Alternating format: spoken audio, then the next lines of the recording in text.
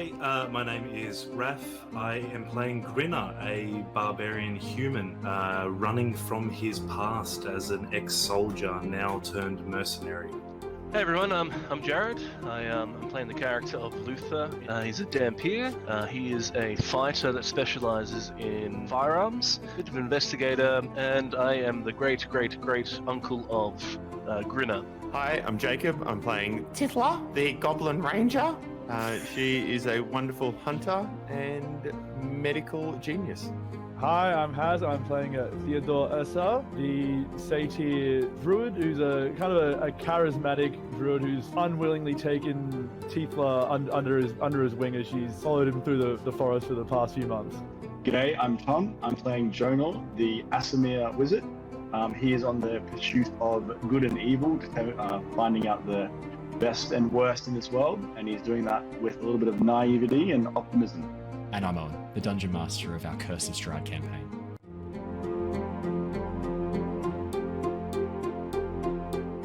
Hello! Hello! Hello, everyone! Hello! Hello Oh my there. goodness. Welcome back. Welcome back to the Lost Archives. It's lovely to see all your gorgeous faces here once again for our Curse of Strahd campaign. I'm excited. You better be excited. It's going to be an awesome session tonight. Rejoining us, Jared, you're back. I am back. I had some things, then I had to... Yeah, some things that happened. I won't go into them. But yeah, I'm back, ready to play some D&D. We are very excited to have you back. Unfortunately, we've traded Jared for Raf. Upgrade. Fortunately. Thank you very much. Unfortunately. Fortunately, we've traded Jared for Raf. Unfortunately, Raf has he's got a little bit of a pain in his noggin. He's got a little bit of a headache. He can't make it tonight. So Ain't got no brain, so it ain't a brain ache. Jesus. I was going to say press F to pay respects, but I guess it's press D to pay disrespects if you want. Yeah, it's up to you. Disrespect. That's a D straight away, chat. Amazing. You make me very happy, chat. F for respects or D for disrespects. It's your choice for Raf, but unfortunately he won't be joining us tonight. He is currently downing some ibuprofen water, and I think he's locked himself in a dark room to try and recover. So hopefully he's feeling better by... well, actually... The next piece of announcement, actually, I was going to say hopefully he's feeling better by next week, but that would be that's irrelevant because we don't have a session next week. He's got a whole 2 weeks to recover now. Next Monday and next Tuesday and next Wednesday, there will be no D&D or Avatar Legends sessions. Unfortunately, I am going to be away for that week. I say unfortunately. Fortunately, I'm going to be away that week, having a lovely time up at Fitzroy Island in sort of like far north Queensland. Just a whole week on the beach, doing some snorkel, doing some scuba, just doing nothing else. So I'm very excited for that. I've needed a break for a while, but it does mean that there won't be any streams during that week. I will do my best to try and have some stuff coming out, some content coming out for you guys to watch on the YouTube or the podcast to tie you across. It all depends on how busy my work week is this week, about how effective I can be in creating some stuff. I will do my best to get some stuff out. So hopefully if you're watching this and it's on YouTube, you're also seeing some new stuff popping up because I had time to do it. So yeah, no sessions at all next week, unfortunately. There is, however, if you wanted to watch a episode and you didn't get to join Josh and I and Dave for the Talk Like a Pirate Day charity live stream, that is now up on YouTube. You can now go and watch that whenever you want. The VOD is live. It does have a rather unfortunate title, which Josh the Pirate, the the Corsair of Corsair's Cove, has given it, which is No One's Beaching Anyone Off. I don't know where he got that from, but it does sound mildly sexual. So It's from Barbie. Oh, is it? Yeah, from the Barbie movie. They have a whole bit about beaching each other off because he's beach Ken. That makes sense. It's like, I'm going to beat you off. No, I'm going to beat you off. Okay, well, it turns out I am uncultured swine. There you go. That is the origin of that title. And I'm a feminist because I've seen it. I don't know if those are 100% causation. I think that there's probably a correlation. I don't know if it's a causation style thing though. Just so you know. And it's easy to get, badge, like yeah, it's easy to get causation and correlation mixed up. People get it mixed up all the time. That's why we have so many You're saying papers I'm coming simple out. and confused. Sure. Look, if you want to read it that way, it's probably true. So yeah, Thank you. That's easier. But yeah, that episode is now up. You will see a link in the video description if you wanted to go and check it out on YouTube. Otherwise, if you just YouTube Corsair's Cove, it was game number 4. We had an awesome time playing through that session. It was a pirate-themed one-shot. I had had all of the lovely guests create some pirate characters and sail across the seas to try and locate a hidden cache of treasure. A few eagle-eyed viewers have already messaged and said, was this set in Nostea? Yes, it was. And then the follow-up question was, are these guest characters now, do they exist in the world of Nostea? The answer is yes, they do. All of them do. They all are now canon. So if you are looking for some extra content for the homebrew world that we run here for our D&D sessions, great place to go and check it out. It was an awesome, fun session. Yeah, that should hopefully keep you satisfied for the week that we are away. That's all the fun announcements I have for the moment. The only other fun one I have is anyone who happens to be in Brisbane on Saturday the 14th. If you happen to be around in Brisbane and wanted to come and see me do D&D live, dressed up as my character, a tiefling sorcerer, head on over to the Collector's Market, which is going to be running on Saturday the 14th and Saturday the 15th. I believe it's going to be taking place it's Southside. Give me a second while I quickly pull open the location. This is how prepared I am tonight. But it's going to be loads and loads of fun. So definitely make sure you can come make it. Distillery Road Market in Eagleby. That's right. Yeah, Distillery Road Market. It's going to be lots and lots of fun. We're going to be going on the stage Saturday the 14th around about 10, 11 a.m. I think. I'm still sort of sorting out parts of the schedule. But yeah, if you happen to be around in Brisbane, Australia and want to come see me live, come along. It's going to be great fun. Tickets are like $5. There's loads of really cool stalls that are going to be up with some really amazing merchandise and products to go see. Not just D&D related, all sorts of cool stuff. And if any of you Can I give a light spoiler? Yeah, go. Owen, good at D&D. Worth seeing. Thank you. I should say, though, I am only allowed to be a player probably once every 12 months or so. So this is probably my one time being a player for this 12 months. And that's it then after that. So it's a rare opportunity. But if any of you are there, after the session is over, I'm going to be hanging around and checking out the market itself. Come up and say hi. I promise I am super friendly. I am as you see me in this. So come and say hi. I'd love to have a chat with you guys if you happen to be there. Jacob's smiling. Why are you smiling? I am super friendly. I was just doing faces and saying, maybe a little bit over here. I was keeping it non-verbal. I didn't want to interrupt the flow of this. So I'm glad that this is now happening here. We've opened up some discourse. Fantastic. All right, we are going to jump into our session. I'll do a recap so that Jared can catch up and we know what's happening. But we're actually going to be opening with a quick Luther almost segment, I guess, alone, because last session we ended with Luther doing a little bit of things on his own. So we will be jumping straight into that at the beginning of this session. So let me do a recap, and we're going to jump straight back into the session. Our series has been following the adventures of the Tempest Adventuring Guilds, specifically a new team consisting of Theo, Luthor, Jonor, Grinner, and Tithla. Having been trapped within the realm of Barovia while searching for some missing adventurers, the team have been moving west in search of a way to escape these lands. Their journey has not been made alone, though. In the town of Barovia, under the shadow of Castle Ravenloft, they befriended Ismark and his adopted sister, Irina. Travelling with the two of them to the town of Vallaki, the team also soon met up with Killian, an adventurer from a distant land who has now joined the party.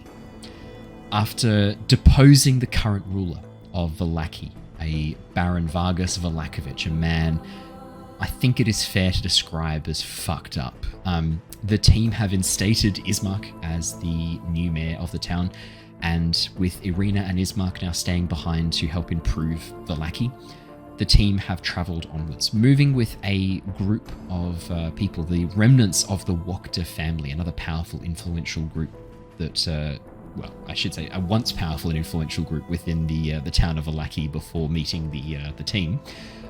They are now travelling westward towards the town of Kresk, hoping that they can find a abbey. They've heard tales of a very powerful healer, an abbot, who might be able to repair some of the burns that have been done to Tithla, as well as the mental damage that was done to Nikolai's sister Stella Wachter. Their journey across these lands was fairly easy. We left off last session as the group bumped into a group of travelling Vistani who had set up camp along the edge of the Svarlich woods and invited the team to come and join them. After some revelry, some fine food and good wine, Theo decided to go and investigate the rather opulent-looking wagon at the back of the camp. Inside, he met with an old soothsayer, a woman who looks kind of like everybody's grandma, a woman by the name of Madame Ava. After offering to give some advice to Theo and providing some rather cryptic warnings for the future, the rest of the team were invited into her wagon and discovered quite quickly that Madame Ava has the gift of foresight, a much more powerful divination magic, the same magic that Jonor is currently learning. The conversation soon turns to darker things, and the team learned that Barovia was currently in the midst of a long game between two entities, two very powerful beings seeking to use all of the team as essentially chess pieces in this elaborate ongoing war. Each of the party sought some specific advice from Madame Ava and learned aspects or parts of themselves that might relate to future events. Some of the party decided that they'd rather have their advice privately, and we left off last session with Killian having just spoken with Madame Ava and walking out of the wagon. Luther, you've been standing at the door of the wagon for most of the group discussion, and then once Killian stayed behind and the rest of the team went back to the fire to enjoy some more food and some more wine, you took a few steps down the stairs of the wagon just to give Killian a bit of privacy while he had his conversation with Madame Ava. After about 2 or 3 minutes, you hear the door open, and as you look back up, you can see Killian emerging. Killian, quick question. What would your, expression be? Because your conversation with Madame Ava was a little bit... like the things Killian learned from her. What would Killian's kind of emotional state be at this point? Very guarded and a bit concerned, a bit of concern on his face, but as soon as he sees Luther, he would perk up a bit, nod, and then walk past to say good luck in there, and then go join the others. Alrighty, Okay, perfect. that was cryptic. I'll leave him be though. I won't press him. I noticed that there was like a bit of something was going on, but because it was a private meeting, I won't press. I don't think Killian was the only one who had a private chat with Ava. Theo had a private chat at the beginning, and Jonor, did you have a... No, Jonor, you didn't. That was with the group. Yeah, that was with the group. Yeah. So about 50-50. Half the group wanted to have a bit of just one-on-one time with Madame Ava. The rest of the group were happy to share their secrets in front of everyone. For your benefit, Jared, because I described this last time, but you see you weren't here last time. The wagon is beautifully painted with swirling patterns, which after a few moments of... you've been standing outside looking at it. A few moments of study reveal themselves to almost look like stylized eyes, the way that these swirls move and twist. The wagon itself is this base midnight blue. The swirls in various colors ranging from white to gold to silver, giving it this very beautiful, opulent appearance. The way the swirls kind of move and form these eye-like patterns, almost there's a sense of mystery around this wagon. Inside, it is beautifully decorated. There are almost like strips of cloth coloured and hanging from all of the walls. In the centre of the room was a large bowl of incense spewing out this thick, heady smoke that collected against the roof, almost hiding it from view and giving it this appearance of being much larger than it actually was. As you walk up the stairs, having watched Killian walk away, open the door to the wagon, you see Madame Ava is currently packing up the cups that she had put out with tea and, in Grinner's case, whiskey. dressed in these very beautiful, layered, coloured fabrics. Her half-moon spectacles that were on her chin before, she's now taken off and are now hanging around her neck on a chain. As she packs up the cups and turns to look at you, she smiles, a very full-toothed smile. Given that she looks like she's in her 80s or 90s, she has very beautiful white teeth, rather interestingly.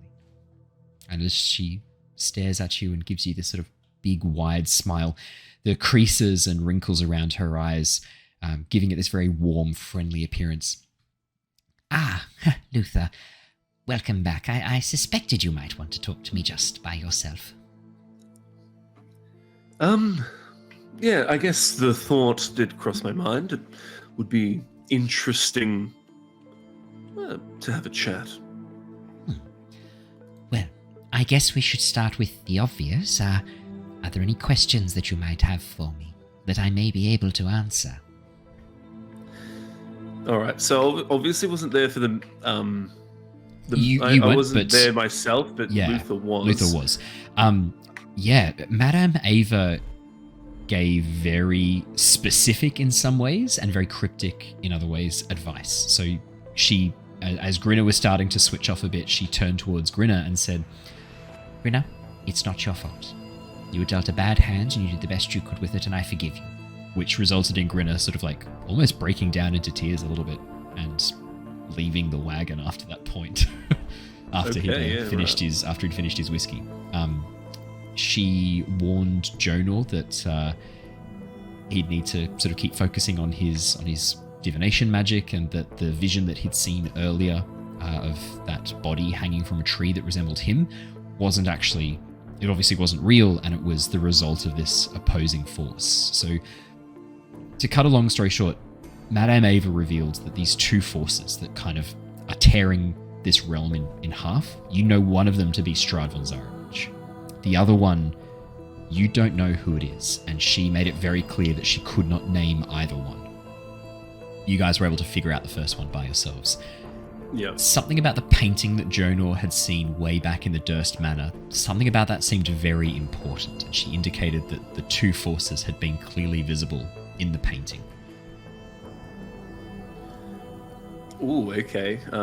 Yeah. All right, give me 1 second. I'll read through my notes real quick to see if there's anything I actually want to chuck out. I was going to say, are there any questions Luther would want to know? Because she's like, I would say at this point, Luther, no matter how skeptical you are, clearly she practices the same magic as Jonor. She even has a Tarokka deck that's very similar to Jonor's Tarokka deck. And you know that Jonor can see glimpses of the future. You've seen him do it in combat a number of times. Most recently, when that vampire was about to tear your throat out in Vallaki, Jonor used his... True. Yeah, he used his divination magic to essentially prevent that. So, you know, I guess like the question is, how skeptical would Luther be of people claiming to see the future? That's a good question. Haven't thought about that, to be honest. Then maybe Luther's hasn't thought about it either. It's just a situation of I've not really considered it. Jonor seems to be able to see glimpses of the future. Yeah, I think now that I don't think I would have experienced it in the past, but journeying with Jonor and seeing some of his abilities start to sort of like present themselves and starting to see a little bit of that, and trusting Jonor, being around him for as long as I have been, I think I would be probably a little bit more open to it now that I've seen examples of it. So I think I'd be open to it. So I think there is a question. Look, I think it's a question that Luther is probably got at the top of his queue. He's going to look and say, I don't know if you can help out with this one, but I would love some guidance or clarity or any tips you might have. I have a certain problem. I'm sure you're probably aware of it, actually, considering your prowess. I was wondering, long shot here, of course, but would you know how to cure vampirism? Or at least what my position is, which is a bit of a halfway there, but not just there yet. What you ask is a multi-layered question, so I will answer each layer one at a time. How does that sound, Luther? No, whatever you need. Let's start with your condition. You're not a true vampire. And your definition of cure. Well, would you want to go back to how you were before, or complete your transformation into a full-blooded vampire? Because at this point, you're in a limbo state between the two. And you would have a choice. You could go either way. So I look down at where my amulet once was. Yeah. And I think to myself, just in my head, even though I don't have the amulet anymore, that doesn't mean my god isn't with me. So then I look at her with a bit of determination and go, no, I don't want to become one of them. I would love to be a human again and stay on the side of my god and work even more wonders in her name. Okay. Well then, that is going to be far trickier. If you were hoping to cure yourself by becoming a full-blooded vampire, all you'd have to do is drink the blood of a true vampire. Easy enough. Dangerous, but easy enough in concept. To turn yourself back, that's far more tricky. Most of the time, when a person is turned into a vampire, it's once they've been bitten and then killed. Their soul is removed from their body, and their body is brought back as a vampire spawn. A soulless creature with the mind, memories, and past life experiences of the original body, but without the soul. Vampire spawn, if they were to consume the blood of the vampire that turns them, could become a full-blooded vampire as well. In your case, though, your soul never left your body. You never died. Correct? I don't think Luther would realize that, but maybe he might, now that she's pointed it out and looking just a quick recollection of like past events, it might make sense. Like, probably a good example of it was when we were at the church and then that whole ceremony thing happened. Like, that might have, like, I think Luther would have noticed like something resonate through him. So then I think there's just been little points that have opened up where he would have actually realized that. And I think as she says that, I think for a second there he's almost taken aback by that, just because the thought never probably entered his mind either. Probably this whole time you've thought you were a vampire spawn who just hadn't finished turning. Yeah, I think that would be I think that's true, yeah. Probably that's what Luther's thought this whole time. You're no simple vampire spawn. You are a living, breathing, elven man. But you do have some of the vampiric traits. You were in the process of turning. But before you died, your god, Lysander? Yes, that's the one. I'm not sure. Yeah, she has been here. Some people do support her, but a bit hard when you're in a land of vampires and the goddess of the sun isn't really mentioned often. It's funny, I've heard others speak of Lysander. It's funny how the name kind of echoes different versions of the same god. Well, it seems that this god of yours halted the progress of this condition, halted the curse before it could fully take hold. The question is, what are you willing to do to turn back into an elven man? Because it is possible, but it's going to be very, very difficult. And, more importantly, quite dangerous. I'll look her in the eyes with that same determination I had before, and I'll say, I would do almost anything. Of course, not anything nefarious or honorable. I don't want to hold to that. I will do almost anything. Good. Well, I know of two ways this can be accomplished. The first is to kill the vampire that tried to turn you. That might be a mite bit difficult from here. The second is a spell, a very powerful spell. I believe you've heard of a wish? I have, but that is, I've always thought out of bounds of someone like myself. Oh no. And nearly anyone that I know. No. There are very powerful magics in this world, in this plane left behind. There are at least 4 creatures that I know of who could cast this spell. Convincing them is going to be another matter entirely. The 2 powers of which I spoke earlier most certainly would be capable of such a feat. The other, the Mad Mage of Mount Bartok, is going to be far more accessible to you, but he is hard to focus on a task, if you get my drift. The name, the Mad Mage, it's not as simple. No, it says it all, Yes, I think. exactly. Well, and the last I don't think would be willing, and to point you in their direction is tantamount to signing your death warrant, which I would rather not do. You and your companions still have much use for me. So, you have a choice, and it's going to be a tough one.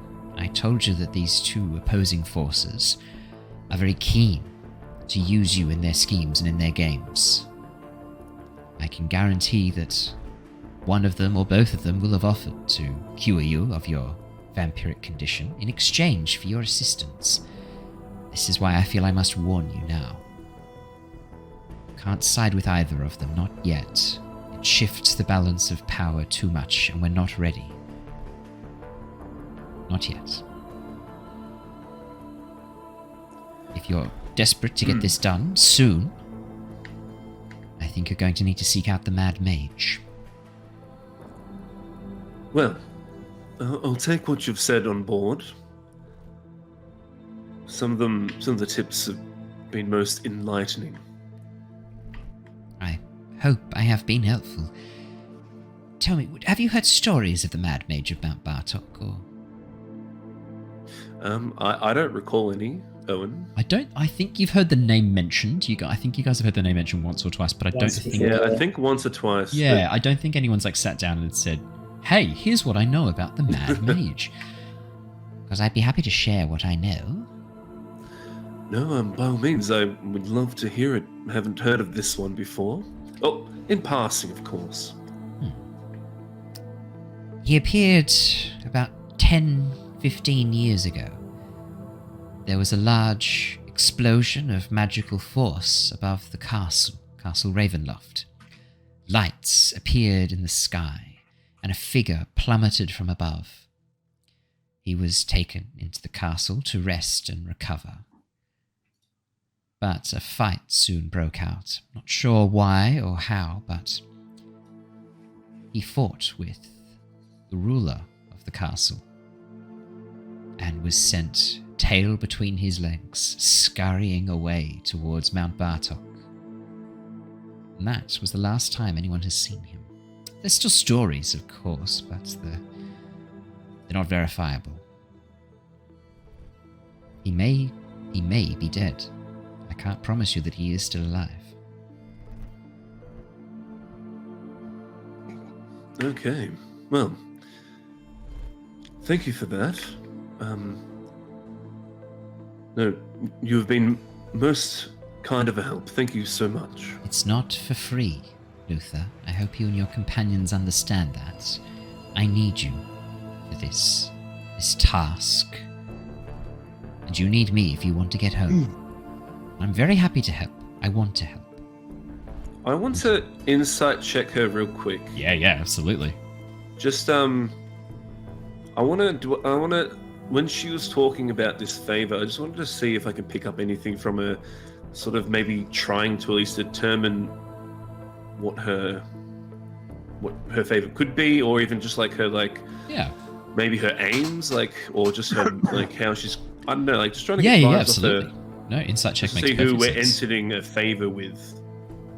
7, not very 7. good, unfortunately. So, just because you missed the last session, Jared, but Luther didn't. I mean, she when she told the team about the two powers, the two opposing forces in Barovia, I think it was Theo who asked, "Who would you have us side with then? Who do you think is the better chance of getting us home?" And she said, "Neither of them right now, but Strahd, long term, is the better chance of getting you home if you were to work with him." This other power that she described, I think her exact words were, "It will betray you and destroy you. That I can promise you." Okay, that's cool. Spicy. It was a spicy session last time. Does she want to tell us who that 4th mage was, just so we can, have directions on where not to go? Oh, that's a good question. It's a shame you're not there, Theo. Real bugger, because that's a great question. Yeah, man. Damn. It is a good question, but I didn't think of it, so I'm not going to ask it. You That's can't. sort of I like, will. I guess I that's will sort of like a say- meta thing. I will. I'm happy to allow you to ask that question if you like. All right. Sure. What? Wait. Yeah. Basically, what? What he said. Has just discussed that. Yeah. Clever. See, if I don't tell you and you wander into there, your blood's on my hands. If I do tell you and you wander into there, your blood's on my hands because I told you where to go. It's a bit manipulative, Luther. I was hoping for that. Yeah, Luther. You damned or if you don't. I just felt like I needed to ask this on behalf of my party. This is something that Theo would say. I think it just popped into my head though. Indeed. It's so manipulative. It's unlike you. I think Theodore's been rubbing off on me. Oh, has he now? There is a place, not even that far from here, which I would caution you all about going to with every fibre of my being. I have spoken to Killian about this. He already knew of this location, and I felt it was best to warn him to do his best to keep you all away. It's to the south of here, far to the south, near Mount Gacchus. There is a temple, old, forgotten ruin. Do not go there. Trust me, there is naught for you there but death. Well, And wish spells, apparently. Well, well, I'll take that warning to mind. Yet again, thank you so much for your help and your guidance. anytime. We will see each other again. I'll be popping in to check on you. And remember, once Tithler's healed, the invite will come. Accept it. You will come to no harm. I promise. Okay, thank you. Have a lovely night. And as I depart, I tip my hat to her, my duster or whatever. I don't remember what type of hat exactly it was. Is it a Stetson? Yeah. That's it. That's the one. Um, But anyway, regardless, I tip my hat. drinking. And No drinking any of my friends and family here, please. I look at her and I give her sort of a She sly gives look, you and a I'm wink. like, I could tell. I knew what she was getting at. She 100% knows I don't do that. I go, you are. Okay, I'm gonna watch out for you. Oh, yes. I give her a wink as well. If I was a few decades younger. She gives you a look as you walk out the door. I sort of, I just like, okay, I just tip my head a bit more and like sort of hide my smile and my grin because I thought it was funny and I leave. What's your passive perception, Luther? I think, hold on, let me, If it's 16 or higher. no, it's 15. Oh, mate. That's unlucky. Cool. Yeah, No, that's fine. Walk out of the wagon, close the door behind you, and head down and join the revelry. The rest of the party are currently either seated around the fire or standing around the fire, drinking, eating. It looks like the mood that had kind of struck them before, this kind of sense of, I guess, equal parts puzzlement and also sadness for some of them, seems to have lifted slightly. The Vistani dancing around, playing music. It's very easy to get caught up in the beauty and the revel, I think is how Theo would put it. However late you guys want to party, you party. However much you want to eat, however much you want to drink, you do so. By the time you head to bed, by the time the Vistani extinguish the fire down to the coals and head back to their wagons and tents, it's late. You don't really know how late, but the moon dipped behind the horizon an hour or two before you headed to bed. When you awaken the next morning, slowly coming to sort of consciousness, bleary-eyed, the night's activity still heavy upon your head, the Vistani wake up around the same time. And as you get your wagons and carts ready, the Vistani head off east, the same direction you just come, giving you a wave, promising to see you again soon, thanking you for a night of joy. As Nikolai checks on Stella and then heads back out to the front of the wagon, making sure that his 6 guards are all ready to go, sort of gives a bit of a yawn. Oh, that was a bit of fun, wasn't it? I haven't partied with the Vistani in a long time. How did you guys go? You disappeared for a bit. All okay? Yes, we're just going off to socialize in a different area. It was very enjoyable. Great. Okay. I was drugs. What? Okay, yes, no, you answered us. Yes, no, we were going off for drugs. What? Disregard these idiots. Tiddler, hang on, Tiddler. How old are you? She's in goblin years. She's like 30 or something. Yeah, it's like It's like dogs. Make me a deception check. I've been practicing with the medicine.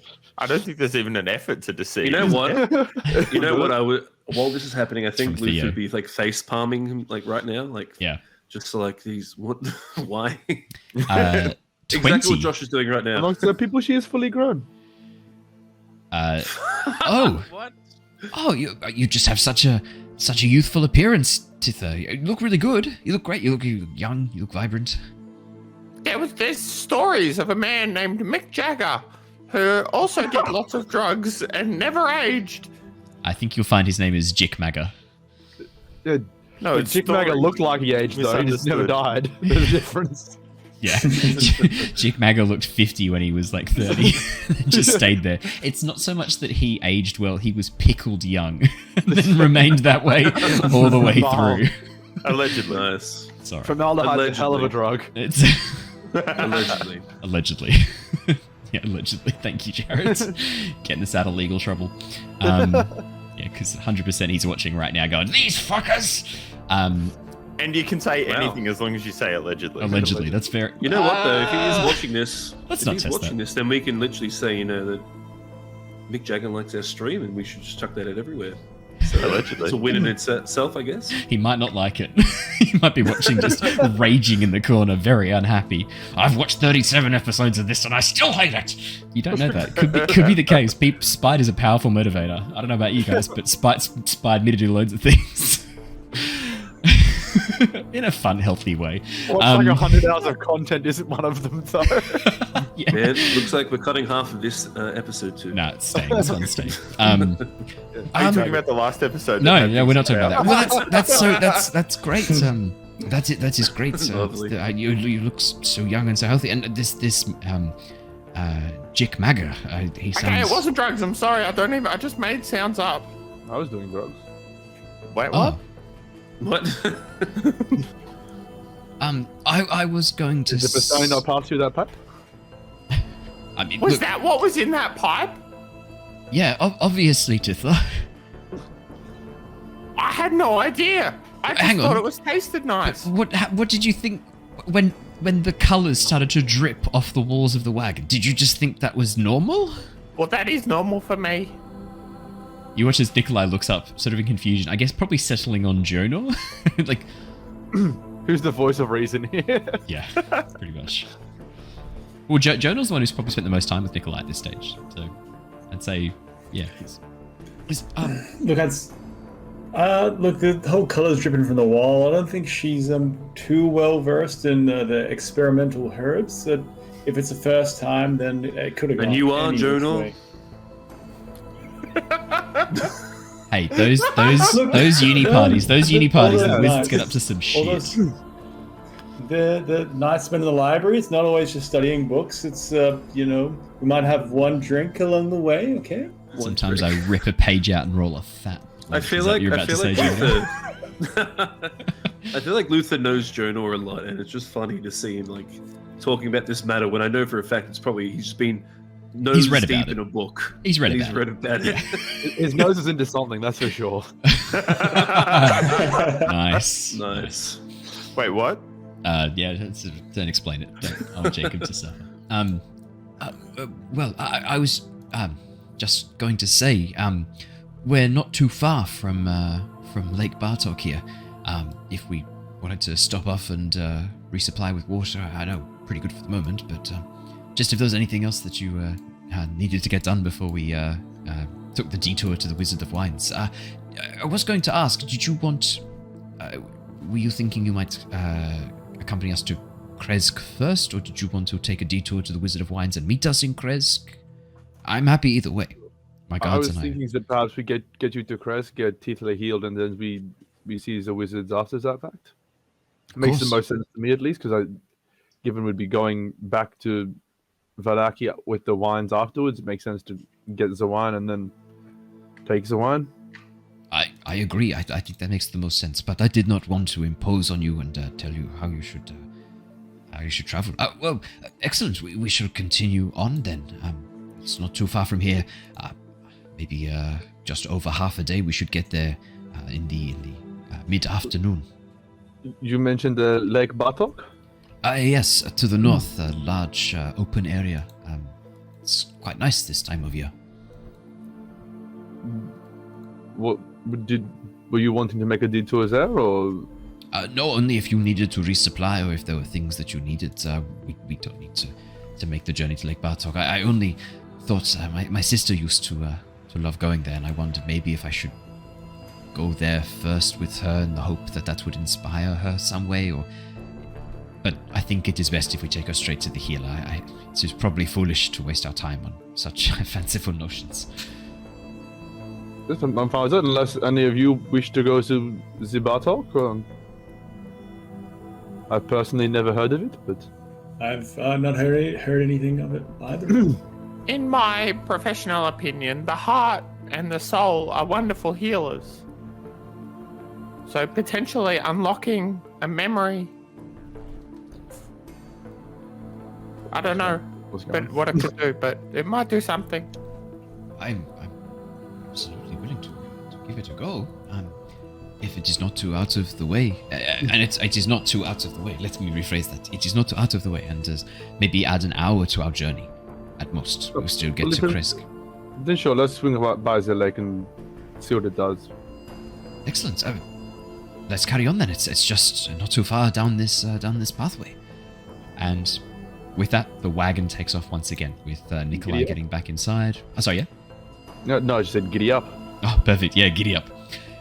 As you travel through the woods, it's mid-morning by the time you guys take off, probably about 9 a.m., 10 a.m. after you wake up, recover from your night of revelry, and then make your way along the pathway.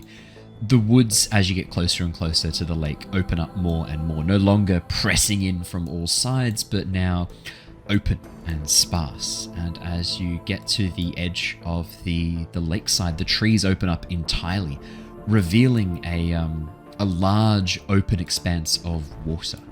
It stretches all the way towards the foothills of this series of what look to be almost like connected hillsides rising above the nearby forest, the Svarlich Woods, and giving this sort of like very peaceful, tranquil kind of isolated feeling to this location. Jutting out from the shore closest to you is a small expanse of land, almost like a land bridge that leads to a small island in the very center of the lake. You can see it rising up, tower, tall, beautifully made, almost hard to see the seams in the stone. It's been so well constructed. Across the water of the lake, you can see fog burning off as the day gets a little bit on, but still tendrils moving their way across the surface of the lake. And I'd say it's probably about 100 yards across the lake from this grass-covered land bridge that leads to the island. You can see towards the very top of the tower is a large splintered section of stone. The edges charred black and almost melted away, as if some mighty force had torn into this. Right down the bottom is a small wagon parked outside the front of the tower. Seems there are people here, Nikolai says as he looks over at the wagon. Looks Vistani to me. Oh, yes. Is there not normally someone as this big tower? Oh, most people know not to go near the tower. It is a bad omen. Stories passed down from my mother, from her mother before, tell of a wizard who lived in this tower, opposed the ruler of these lands and was destroyed. Was it a powerful wizard? Yes, he was said to be very powerful from my mother's tales. What was his name? Kazban, Kazan, Kazdor, Kazge. Sorry, I can't remember. Kaz, something like that. Stella was always the one who remembered the names from stories. So the wizard was there, and he's no longer there, but, his home, the place where he would have gathered all of his things, is just sitting right in front of us, just 100 feet over there. Yes. Guys, I think we should give it a bit of a peek. Is there some ulterior motive? No, that's not what I meant to say. Why? There's a powerful wizard used to be there. I want to honestly see what he's got. Bandits probably come through and taken a whole lot, but I can wizards got hidden things. I can find stuff that others can't. Wizards have hidden things. I like that. That's good. That does sum up wizards nicely, I think. Wizards have hidden things. It's very true. Sort of recollecting a bit on what Luther talked about. Suddenly, a mage just popping up on the path so quickly afterwards. I think I would also be a bit interested. I would sort of peek up some support with Jonah and be like, I actually think we should. I think I agree with Jonah here. Why do you sound surprised? It seems fun. You just sounded a bit surprised when you were saying you agreed with Jonah, like it was some unusual thing. No, not at all. Not at all. Oh, okay then. Well, I will water the horses and we'll unhitch the wagon for a bit, and we will rest here. You can come back and find us when you're done. Just be careful. I think we should wait no more than an hour. If you're not back after that point or have not sent a signal that you're okay, I think we will carry on, because probably you are dead. Well, if we are going to take longer, I'll give you 3 horn blasts, and that should let you know that we are still alive. And you can, if you leave, that's fine. You're still allowed. I think we'll try and wait. If you are able to let us know that you're alive, we will try and wait for you. Just some advice for looking after horses. You don't need to water them. You can just give them some water to drink. Yes. Yes. Indeed. Yes. Okay, good. I'm glad we're on the same page now that I've explained it to you. He smirks a little bit and then nods to the guards to unhitch the horses. All right. You're welcome. Let's trundle to the tower. How far away is the tower and the little drawn carriage? Yeah, that is a really good question. So it is 100 yards, which in meters is 90 meters. So it's not that far. It's not a super long land bridge. 100 steps, Tom. Sure. Guys, do we just want to go sort of charge in there, sneak in there? I could possibly have a bit of a peek from using my arcane eye, well, not arcane eye, but a bit of clairvoyance. What could be down the road? Do we want to charge in or have a look? The one question I have for you, Jonor, casting a spell like that, would that alert the other mage? Was that a thing? Oh, I thought the other mage wasn't here. Oh, my apologies. Yeah, well, that's true. Sorry, If my head's in other places. My mistake. There could be spells that activate upon divination occurring in the region. That's not unheard of.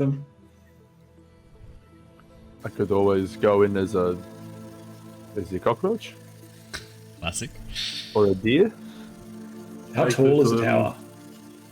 The tower itself is about 80 to 90 feet tall. Looks like it's made up of a couple of different levels. Well, I mean, there is also a wagon over there. We can just go see what they're doing. There's obviously someone here, so it's clearly occupied. That's true. We want to go and make friends. We don't want to make enemies. This is true. We are very friendly people.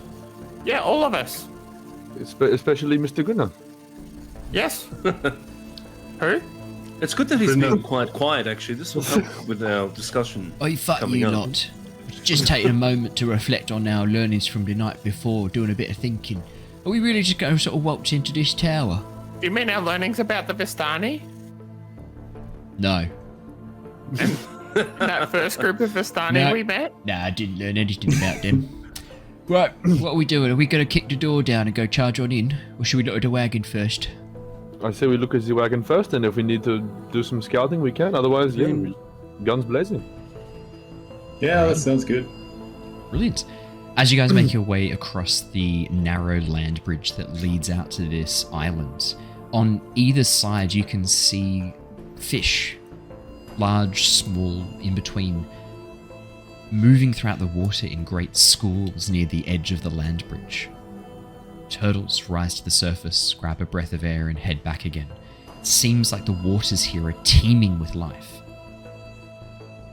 As you get to the end of the land bridge and begin looking over the wagon, you can see that it is very similar in design to some of the Vistani wagons that you've seen before, but there are some pretty key differences. For a start, there's no horses and no hitching post. The front of the wagon has the crossbeam that comes out, but there's no loops to attach a horse harness to, there's nothing to actually attach it to. And the second thing is, well, the crossbeam looks like it's attached to this centralized, almost like a clockwork mechanism right at the very base of the wagon. A lantern hangs over the front seat, and you can see a door with some steps leading up to the side. The door is shut. The wagon is this beautiful dark stained wood. No paintings or patterns on it. Most of the Vistani wagons you've come across so far are often beautifully decorated with bright colors of paint. This one is just a beautiful dark stained wood. How similar? Oh yeah. Oh, sorry. No. You go. I was going to say, how similar is that clockwork mechanism to that cart thing that drove us to the Durst Manor? Yeah. Interestingly, it doesn't look too dissimilar. Do you want to make me a quick Arcana check? Sure. I do want to mention. Oh, sorry, go on. No, you go, Tom. What were you going to say? I was going to say, Jonas, he's getting himself ready for some magic detection and wizard wondery. He's going to cast detect magic while he's walking over there. He just lights up his hand, sort of drops it down in front of his face, and his iris changes colors as he flicks between the different types of schools of magic he sees. Oh, that's cool. I like that, where it kind of like changes like a filter for you to see cool. the magic. That's nice. I like that. 11, Theo. There's some similarities, but this one does look quite different in some key ways. It looks much simpler, and there's no gemstones mounted in it, which is most of the Arcana tech, the Magitech that's used in Nostea in your world, is powered by elemental crystals or infused crystals that are essentially the power source, and often also the source of commands that might be provided to whatever artifact or magical item is being used. It's all very much heavily based on the giant tech, which is again very like heavily uses elemental crystals and tapping into the planes of fire, water, earth, and air. This is very different. There's no crystals mounted anywhere. The clockwork actually sort of seems to be a device to hold this crossbeam in place that then allows it to lift up as if you were to attach horses to it. But again, Theo, as you look over it, there's no hitching posts at all. There's no links or chains. There's no bridle mounts. There's nothing for actually to hitch a horse to. Jonor, as you cast Detect Magic and look over the wagon, you do indeed see conjuration magic emanating from, I'd say, not just this central clockwork device. More importantly, the whole wagon is very faintly emanating this aura of conjuration. It seems concentrated right down near the driver's seat and this hitching post, this crossbeam coming off the wagon. Oh, this is a fascinating little bit of magic here. Someone's made this from nothing. This isn't a real wagon. It's been made. I would say it's not that the wagon is an illusion, but the wagon is emanating faint conjuration magic. I think there might have been an upgrade to this thing. I go around. I look underneath the driver's seat. I'm not going through their stuff, but without going in, I'm going to try and have a peek underneath the driver's area. Yeah, underneath you see the two axles that connect the wheels. The back wheel's slightly larger than the front wheel. There's what looks to be a slight dip in the flooring, as if the wagon actually has a lower step inside. The wagon itself isn't as large as a lot of the Vistani wagons as well. If someone was living in this wagon, or if it was designed to be slept in and traveled with, only really one person would comfortably live and sleep in this wagon. It's much smaller than a lot of the Vistani wagons, which are designed to house 4, 5, 6 people. There's there's not many people up here. If there's more than one, I don't think you can fit many folk in this cabin. I just sort of announced to the group. Yeah. Would you reckon there's someone in there? Let's... Hello, you in there? Grinner calls out from the sidelines. Come out if you're in there. Nah, there's no one in there. They didn't call out. All right. Well, let's keep on going. I walk towards the entrance. You don't want to look inside the wagon? Yeah. All right. Yeah. Let's have a look. I'm not telling you what to do, Joe. No, I'm not. You're my boss. I'm not your boss. You're the one who hired me as protection. I'm just sort of wondering why your natural curiosity is not sort of kicking in right now. But if you're respecting people's there's a private wizard spaces, tower right there. Yeah, that's fair. All right, let's go check out the tower first, then. What I'll quickly do is I'll quickly use my spider climb to just basically like walk up real quick, and then I'll peek in because I can do that. I can do that really quick. Yeah, to peek into the wagon. Yeah, because I'll even just I'll just walk up to it, quickly sort of scamper up it using. I won't do a. You don't even need to scamper up. The window's at eye height. You just sort of. Oh, cool. Tilt your head back a little bit, and you can look inside the window. The shutters are closed, but you can see through a gap into the interior of the wagon. Would you like to make me a perception or investigation check, please? Let's do perception because it's one better. 13. Alrighty, 13. As you have a bit of a look inside, you can see that the wagon itself on the inside is kind of a bit cluttered. It's beautifully maintained inside, and you can see there's all sorts of... there's a large trunk immediately visible right underneath the window. You can see a bed towards the back, as well as a small stove, a small kitchen that's been set up. Clearly someone has been living here. More importantly, there's no dust, as if a person was here only a few days ago at most. As you have a bit of a look inside as well, though, you can see something hanging from above the ceiling of the wagon near the door. It's hard to see what it is, but it almost looks like a flask just hanging just above the top of the door. I will say this real quick. I know we're going to the Wizard's Tower, but if anyone does go in there, be mindful of the flask. It's obviously a trap. If anyone does go in, Looks like someone's been living in this. Grinner walks around to the And door quite and goes, recently. says keep out on it. Someone's written keep out on a sign on the door. Look, it says keep out. No, they definitely hunkering down on that motive. Obviously, if they want us to keep out, there's something that we want to find in there. Well, Grinner takes the sign off the door and drops it suppose- casually. Oh, it doesn't say keep out anymore. I think we're good to go in, boys. It could Well, now I also don't be want that. Could also be that we live in Barovia currently, and it's a very dangerous place. Then everything should have keep out. The forest should have keep out. The Valaki should have keep out.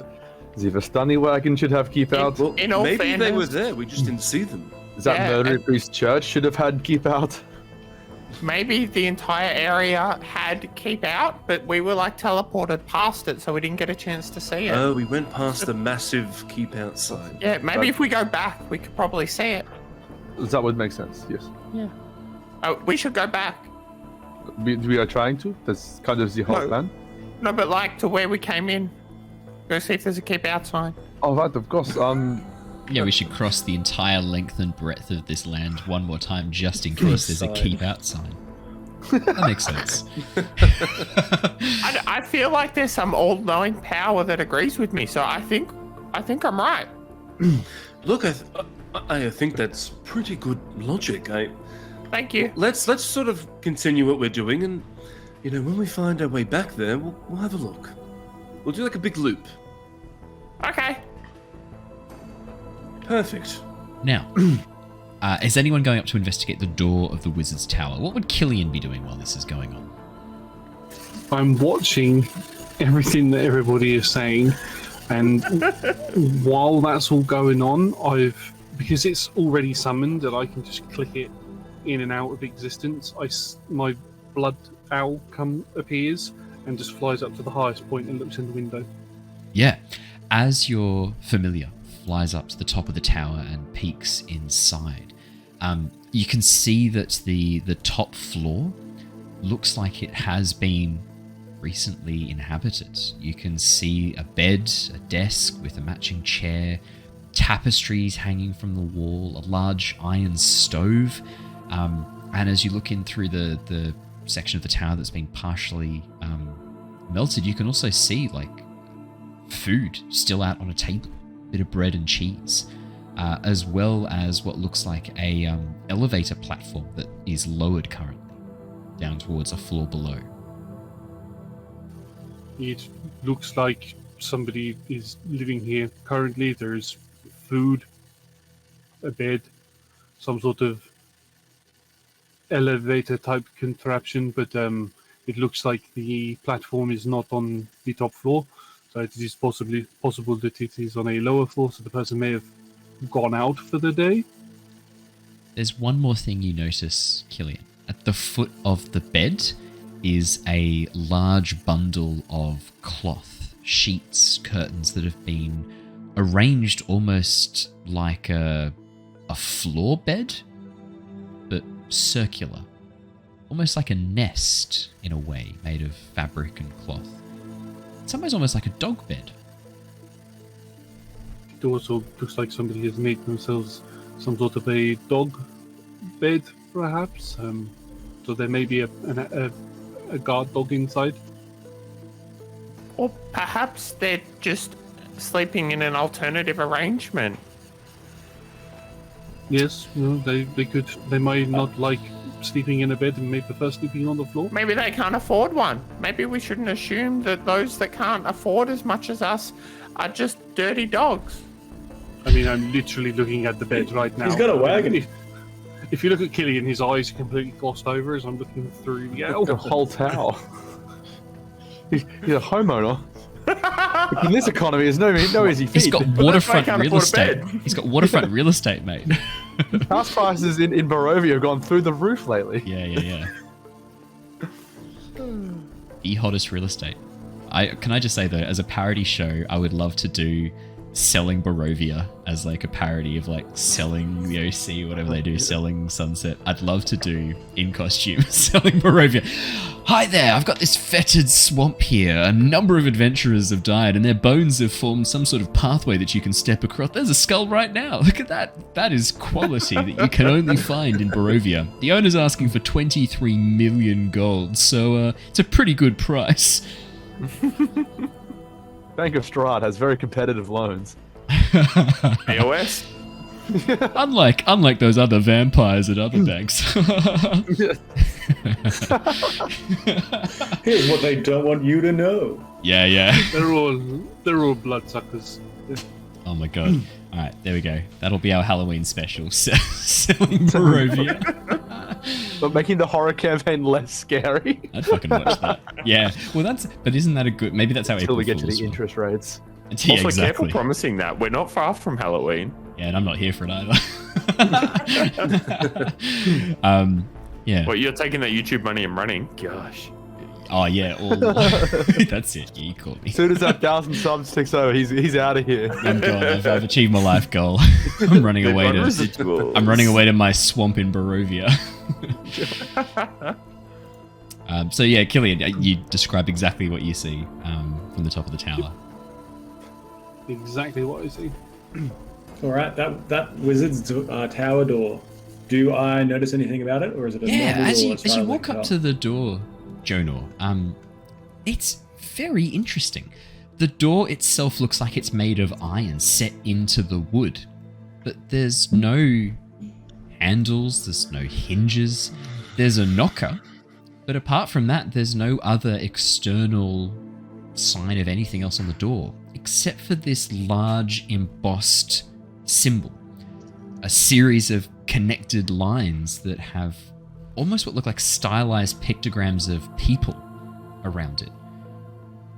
And as you look really closely, you can see that carved into the door, the wood above it, is a single word. Karzan. Which language? Karzan doesn't seem like any language you've heard before. It does sound very similar to the names that Nikolai was trying to recall about the wizard. Okay, guys, I think this is lining up. Definitely the wizard's tower. It's a Tarzan over the top. That's what he was saying. There's no handle on this door. Do I see any magic on the door? Did you say Tarzan? Yeah, it's exactly what he said. Here's the crazy thing, Jonor. As you get up to the door, suddenly your detect magic spell fails. Just sputters out into nothing. I take a step backwards, wide-eyed, as I like blink a couple times. Oh, yeah, seems like the spell has ended, and you don't remember ending it. That was some sort of counter magic going on here. What is this? Like, I determinately cast detect magic the exact same way, take a step back, eyes light up, and I take a step forwards closer just to see what happens. Ends immediately. The spell fades away into nothing.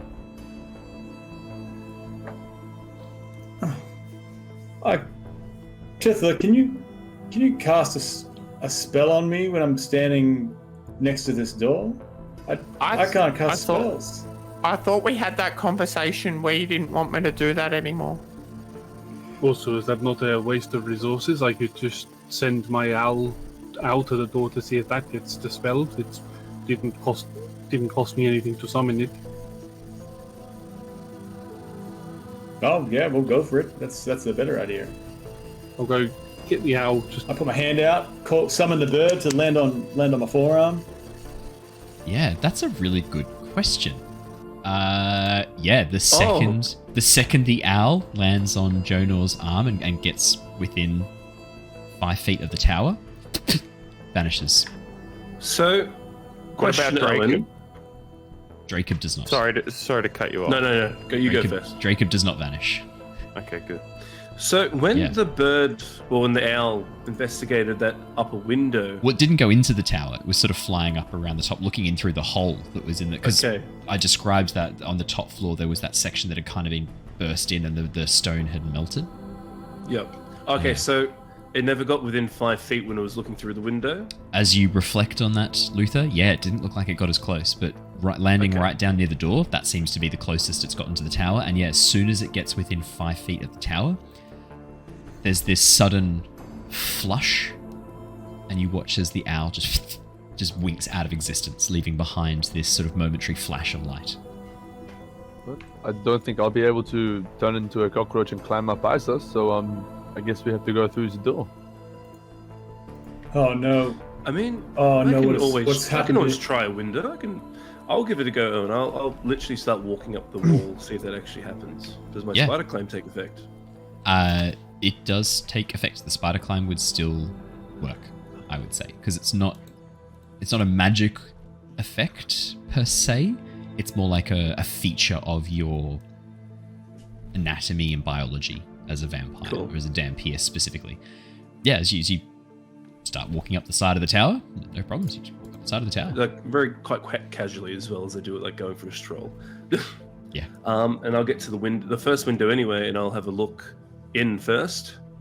As you get up to the first window and peek in through the window, you can see that the first floor of the tower is strewn with debris. There's crates stacked up near the wall, torn curtain to the south, partially obscuring something beyond.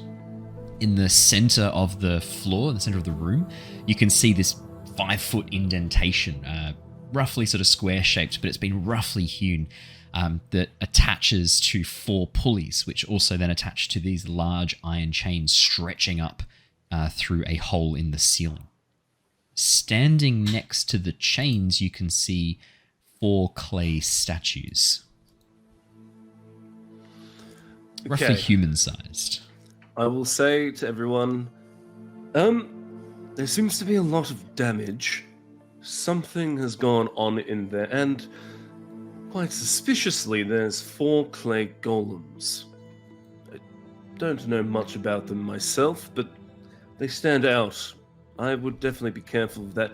I will quickly look to see if, like, the window itself is, can I open it, or do I have to smash it to gain access? The window itself is very thin. It's only about, I'd say, 60 centimeters high, but 20 centimeters wide. You would have to smash it. So it doesn't open. Yep. And I couldn't even fit through that then, I imagine. 20 centimeters? I would say that is a bit much. Yeah, no, you're probably a wee bit bigger than that. Like, just even at your thinnest point. No, that's fine. Cool. I think you'd probably be able to get up to your forearm, and then you'd be stuck pretty much. That's fine. Regardless, though, at least we got some good intel. I'll come back down. And yeah, I'll give any other details as well that were in the description, and yeah, join the group. Oh no.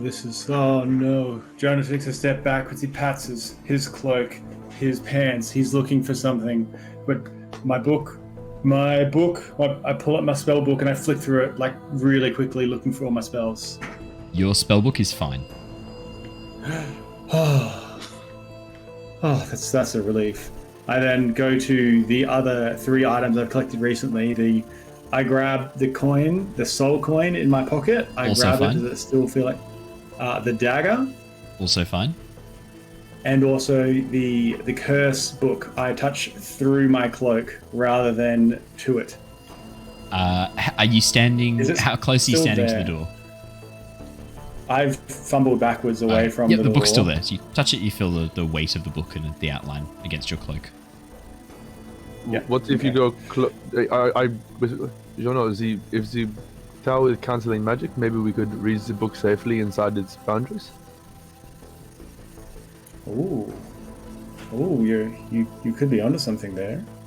It could be like a defensive mechanism. You walk through the door, it dispels the magic, and then you're able to cast magic on the inside. Maybe that too, yeah. Yeah, do we want to decurse it, or do we want to anti-magic it? What's the Well, I mean, What if it's do we still fun, no. You clearly, if we come back out, the book will be fine. But if we go into the field, open it up, maybe we don't get mad cursed, and then we can see what knowledge it has. Well, We're going to do another portent roll, by the way, Owen. Oh, yes, you should have done a portent roll for the... Yes, yeah. Yes. That's important to remember. You bloody betcha. What? Oh, Ooh. 17 and a natural 20. Holy shit. You That's saw some... 20 I'll is take good. that. Your session with oh my god, your session with Madame Ava really has empowered your divination magic, and as you as you consult the cards the next morning, you see opportunities for good things to happen. can I open the door? Theodore, sorry. Oh, sorry. Can I open the door? There is no handle, there's no hinges visible, there's just the knocker and this strange symbol embossed onto the top, the lines connecting to these almost like stylized pictograms of a person. Oh, maybe we have to knock to gain entry. Is there a reason we haven't knocked yet? I think that might be a bad idea. Just from Theo sidles up and, following the pathway on the door, starts acting out those symbols.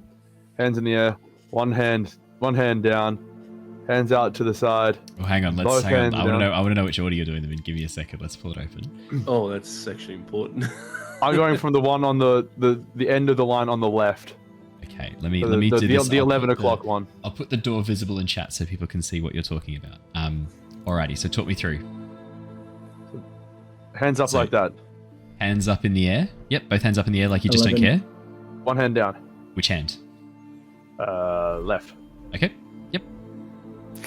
Hands out flat. Hands out to the sides. Yep. Both hands down. Both hands down. Yep. Both hands up. Both hands up. Right hand down. Right hand down. Hands out to the side. Yep. Both hands down. With a click, the door opens. Hey. And Nice. it's all about you do the hokey pokey and turn around. Pretty much. Yeah. There's a click, and you watch as the door slowly opens. Just I'm before we sorry. walk in. I'm sorry, Sorry. real quick. You all tell me that we need to be serious some more times, and look, I think you're right. Sometimes, maybe me being Tifla isn't what's needed at the time. But you're telling me that we couldn't knock on this door because it was too scary, but if we dance, then we can just walk right in. Okay? Is that what we're telling me? Yes, I mean, sometimes he's the party from is the way. freelance. Look at those dance moves. He's a machine. I don't understand you at all. I'm really trying. Okay, whatever. Let's just go in, I guess. First, We need. I want to. Killian, you had deal with something to this. say? Go, Killian. I was just going to say we need to see if those of us who can cast magic, if our ability is going to be suppressed while we're inside. I That is draw my moon-touched blade. It glistens with moonlight, and I'm going to poke it through the threshold of the door to see if there's the magic stops and then reignites on the other side, and there's like a bit in the center that's sort of like as if there's a barrier going around the tower as well. Yeah. Trying to That's using a moon touch sword is a really good way to see it. You watch the second the tip passes the edge of this invisible barrier, the light glistening from your blade immediately dulls. And it looks just like a regular sword. The light no Does it longer... reignite on the other side with like a centerpiece in the middle No, that's completely dull? seems still dead, almost. Suppressed. The magic no longer able to operate. It seems very likely that those of us who can cast magic, as soon as we walk in here, our magic will be suppressed. So, if you have any other way to protect yourself if it comes to it, I suggest you... Absolutely not. Well, wild shape still might work. The only way to find So the out, description I of guess. wild shape specifically says you magically assume the shape.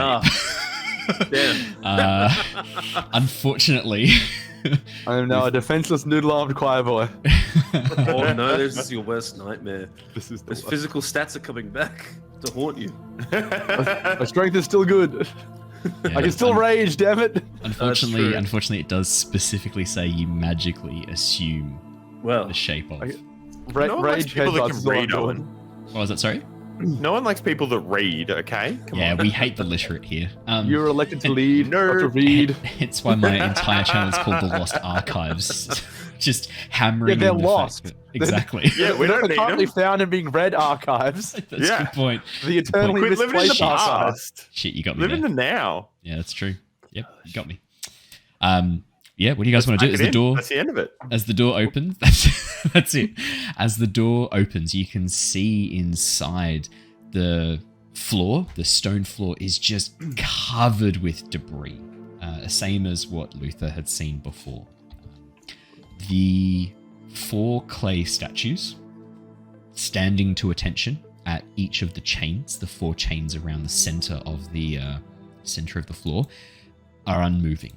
The statues.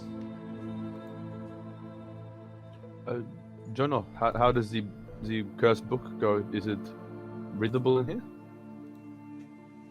here? Well, last time we did this, Tifley got blown away and tried to speak to us. It's either cursed or magic. We can figure one of those out right now. Let's give it a whirl, I think. Let's give it a crack. Did you want me to read it, or did you want to read it? Is it? I forget if it was intelligence or wisdom that it was assaulting, but I can hold it. no, you're kind of banned from the book. Oh yeah. I'll do it. It's fine. I'm pretty curious about this. I'm gonna Good luck. I'll handle it. Can I make cast an guidance on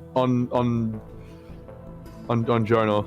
Okay. I've made enough deals and curses and all of that to last me a lifetime. I'd pass, thank you.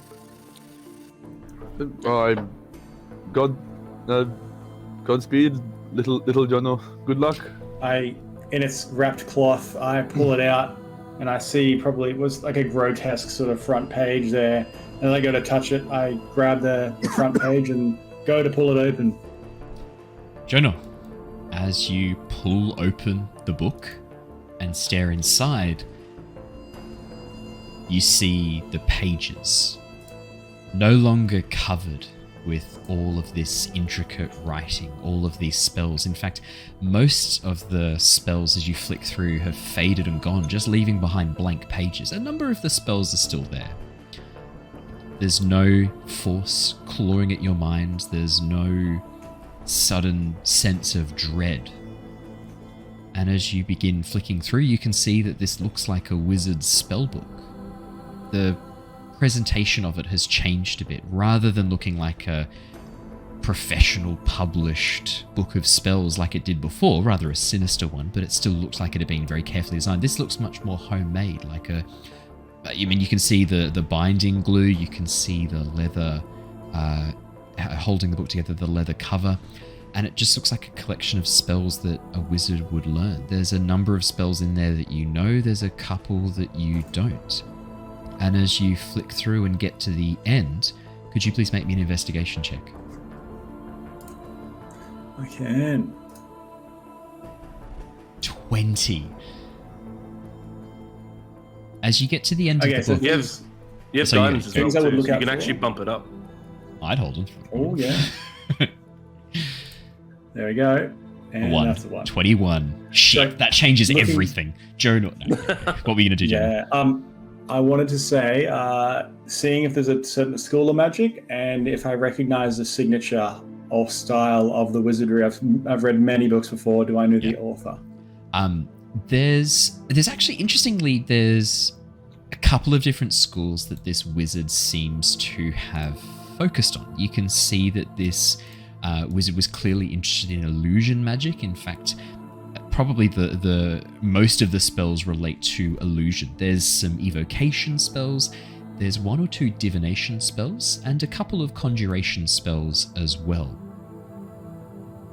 Unlike the book in its form that you've seen outside, there's not as much necromancy. In fact, there's almost no necromantic spells in this book at all. The closest is a spell called Chill Touch, a cantrip that I think you actually know. Seen it along the way? You've seen it along the way, yeah, a cantrip you're familiar with. That's the only necromantic spell in this entire book. As you get to the end of the book, flipping through a number of the blank pages, something on the last page catches your eye. And as you flick that last page over, folded into the leather, almost half hidden, is a tiny scrap of paper. Probably what was once what looks like almost like a label. And as you peel the leather binding back and look closer, you see a single name. Sergei von Zarevich.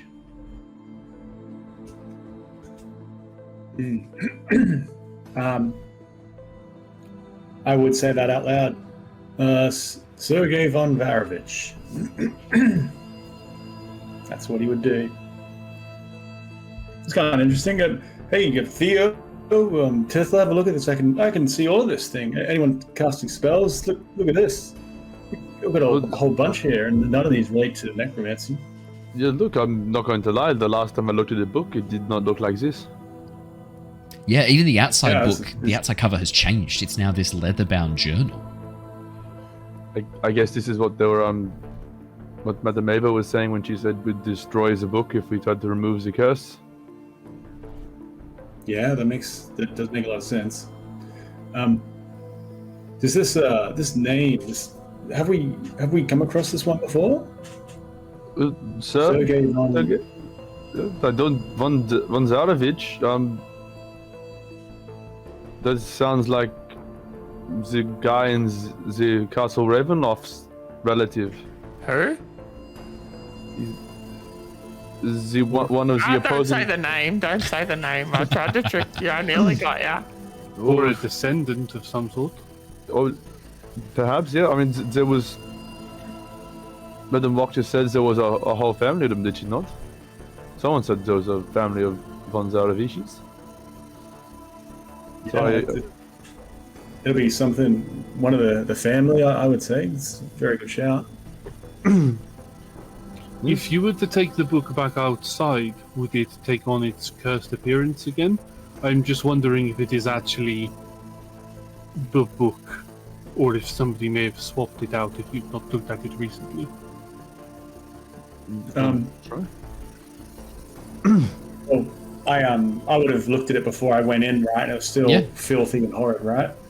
Yeah, the book itself is made of this, dark leather, bound very professionally with this, these almost overlapping segments, kind of giving it almost like a chitinous appearance at points on the outside. But now it just looks like a soft leather-bound journal. Yeah, Killian, it was pretty filthy on the outside and awful, disgusting to look at, and now it's bringing it inside. Journal, with an investigation of 21, I do need to give you a bit more information, actually.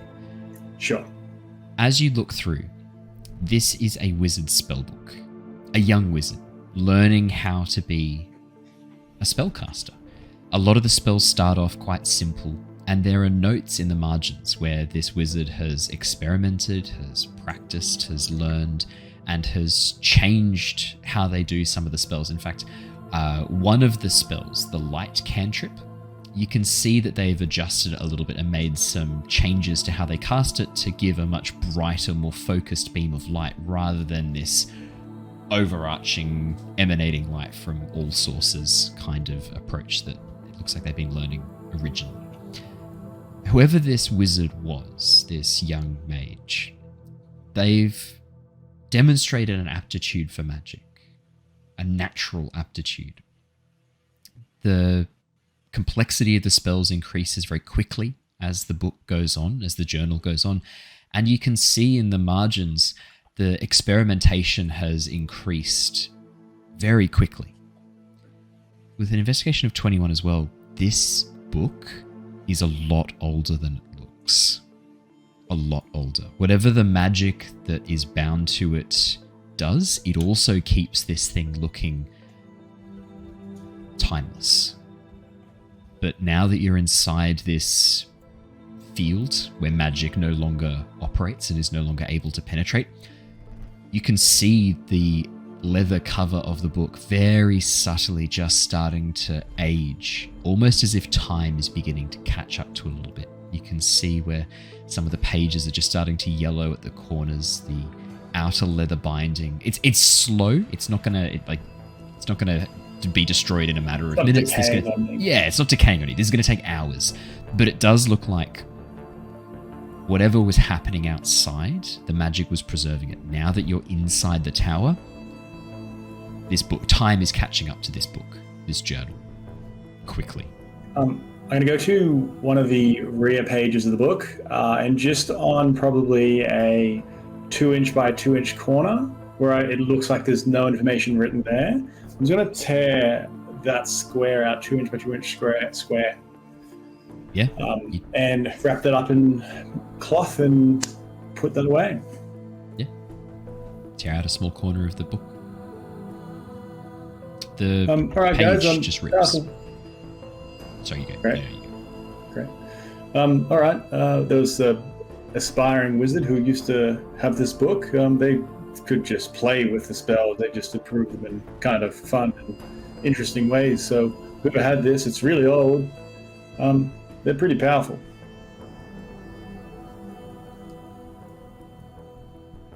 I think you're muted, Has.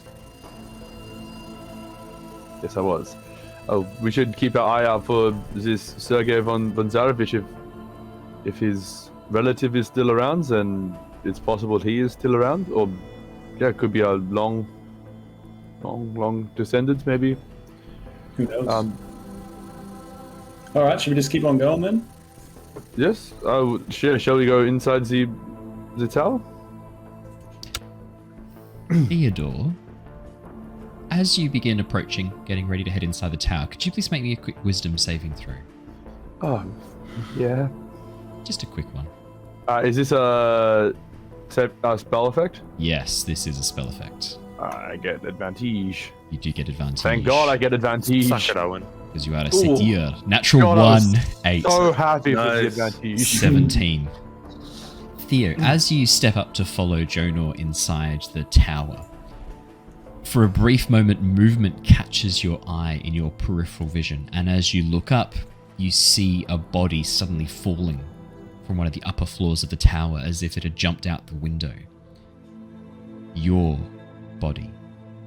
Your throat has been cut, blood trailing behind you, one of your horns broken, and you watch as your body plummets down and disappears into the waters of the lake without a ripple or a splash. Jonah, had you told anyone about your... I would have heard about your visions in Madame Ava's hut last night. You were there, yeah. And also me describing it thoroughly at the event. Jonah, I think I just saw one of your spooky death visions. I just saw my body flying off the tower. No, I saw me die. Where did you die? Off the top of the tower. Is he still up there? Me? No, I'm dead. Oh, well, fair point. We'll go up and save you then. Oh, no, I fell off the tower. I'm in the lake. You look very well for somebody who just fell off the tower. Be that as it may, I just saw it. My home was broken. My body was also broken. Do you use some Did sort you of say ointment? anything? I don't see there's an ointment for that. Father he Petrovich taught you many good herbs, but I don't think they can fix broken horn Hellloft Tower. Well, yeah, okay. It's I can try. defenestration. It stops you being thrown out a window. I wasn't here, obviously, yet again last session, but when he keeps going on about that, doesn't he? Fucking rubbing it in. Yeah. I'm not rubbing it in. But like when Tom was telling his vision, what was Madame Eva's response to that? Yeah, she said that they were visions that were being sent to scare you. They were from the other power, not from Strahd, from whatever this other force is, and they're designed to cause fear. They're designed to mess with you. And her opinion is that it's part of a manipulation. to have you afraid, to have you spooked. As Theodore is getting a little bit spooked, I would place my hand on his shoulder and be like, "Don't give in to the fear. Remember, we heard about this. They're just trying to spook us, rattle us. We need to stay together as a unit, back each other up." It's working. I mean, truthfully, I agree, but it is kind of working. It is very spooky. Do you know what, Theo? We can make sure that vision don't come true. You said you had a broken horn, right? Yes. Well, come here, I'll snap off both your horns, and then it can't come true, because then you got 2 broken horns. Well, I mean, I don't think that's the best idea I've ever Well, it heard. can't come true then. It's not. If I snap off both your horns right here, right now, then that vision is just rubbish. I think I'll take my chances. Does this comfort you at all? Honestly, I think Grinner being Grinner would probably comfort me a little bit, actually. Nice. Wow, it actually works.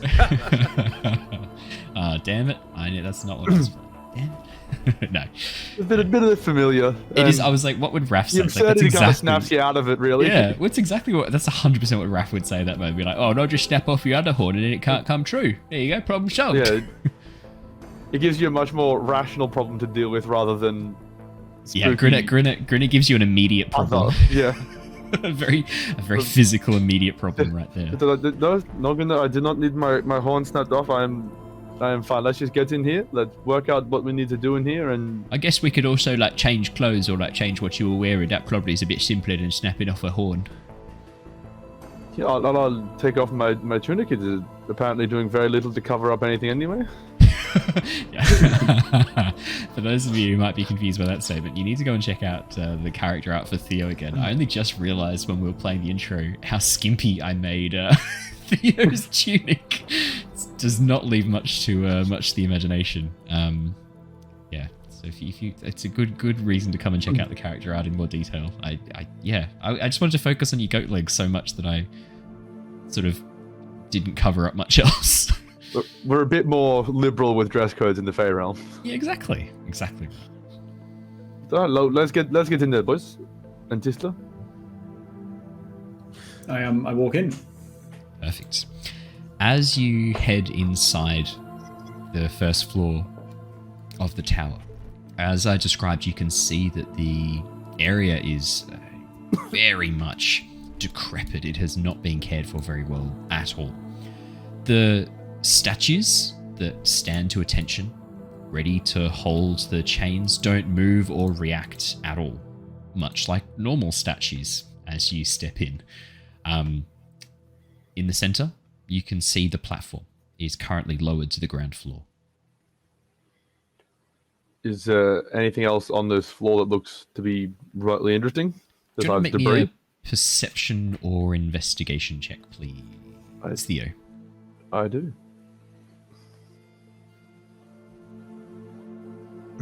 15. There's not a lot else in here. As you have a bit of a look around, you can see that there's a few crates as you sort of like peek through the crates that aren't broken open. There's spoiled food. There's one crate that's full of cloth, but unfortunately there was a crate probably full of fruit or vegetables stacked on top of it, and as they've liquefied and rotted, it's now soaked into the cloth underneath. And as you crack open the crate and look, it's just this black sludge that has soaked through what was probably once lovely linen sheets. Gross. Yes. Nope. I trot over and stand on the lift platform then. Yeah, the lift platform is a lot smaller than would be ideal. As you stand on the platform, Theo, pretty much only one other person can get on with you. Who wants to come for a ride? Okay. I'm kind of useless as a wizard and without my magic. I'm kind of scared. John, all I have is my horns and my horn as I hold up my song horn. Yeah. I'm equally useless, so I'll take anyone at this point.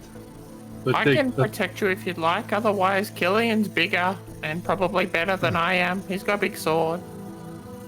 I was going to say, one of us who is more versed in martial combat should pair up with one who is Not so much. You say 2 people can fit on the platform. Could 2 people and Tifla sitting on someone's shoulder fit on the platform? Yes, I would argue that, definitely. I load Tifla onto my shoulders. Perfect.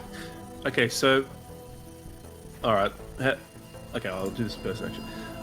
Okay, how about I stay with Journal then? I'll pair up with him, and Killian, you can join these 2. How's that sound? And where would the Grinner go? I'll just stay down here and keep an eye on these statues. Don't trust them. That's fair enough. All right. Plus, if anyone sneaks up from behind you, lot will all get fucking murdered because no one's paying attention to the back door. Got to always pay attention to your back door, Tithla. Number 1 rule of engaging with the enemy. Grinner, why are you worried about the collective whole of the statues? Why can't you just be worried about an individual statue? All right, worried about that statue. He points to the one nearest to you. No, that's the nice one. No, it's not. I said awful things about you, Tithla. It whispers. Can you hear it? Sorry, you said awful things about me? No, it says awful things about you. Can't you hear it? Put your ear up to it. No, Stephen and I are friends. All right, well, I'm worried about that one then. Points at the one next Jeremy closest and to you. I are also good friends. Statues, take us up. Immediately, you watch as the statues sort of begin grumbling and Stephen and Jeremy! Their movements are very jerky, and as they begin to raise and lower the chains, as they begin to raise their hands up to lower the chain, their movements aren't all synchronized. The edge of the platform, the edge closest to the door, rises first by about 5 feet, causing you to sort of stumble back a little bit before the rest of it begins to rise. Their movements probably were once synchronized, but no longer. And as you are raised up through the 2nd and 3rd floors, you pass more and more areas that have just been destroyed and left uncared for. Dust and cobwebs filling empty rooms. The floor badly rotted and partially collapsed. As you reach the top, though, you can see that the room shows clear signs of recent habitation, exactly what Killian had described. Even though there's a bit of a smell about the place of mold, you can see the cozy bed, the desk and chair, the tapestries hanging on the wall, and in the very center of the room, just next to the platform, is this large iron stove, as well as freshly cut wood piled up on either side of it. What you couldn't see through the window, but now you can see as you rise into the room, is a large statue of plate mail, set out on an armor stand, almost like standing to attention at the far wall. And as you look up, you can see that there's a wooden chest directly in front of it. Mounted to the rafters high above are the pulleys that are hanging these chains, allowing you to rise up to the top floor. As you step off the platform and onto the top floor of the tower, you can see the area. Yeah, clearly someone has been staying here, not that long ago. All right, go back and pick up the other's platform. The platform, as soon as you step off, begins to lower and then raises the rest of you up. It seems the magic of the platform still works in here, so it's clearly not all magic. Maybe some sort of whitelisting of the caster's magic, maybe. Yeah, Jonah, as you say that out loud, that's pretty powerful magic, but not impossible according to your studies. Okay, this is pretty impressive. Impressive guy who's probably better than me, who is in this tower or was. I just wait around up top for the other ones to join us. Probably best than setting off something I'll regret without people there that can shoot guns. Yeah, it doesn't take too long for the rest of the group to get to the top of the tower with you. I'm going to say everyone's there at this point. But because I don't know about you guys, but I'm a bit suspicious of that suit of armor near that chest. I think it's like, obviously anyone who come in here would be drawn to the chest. Would you like me to go and look at it then? Would that make you feel better? No, I think you getting killed would make me feel much worse. Wait, why would I die? Well, it seems... Does this seem obviously trapped, Owen? I mean... Yeah, To do you me want it to make does, me but I don't know how Arcana Theo or would feel. investigation check? I will. Should we maybe try saying hello again now that we're up here?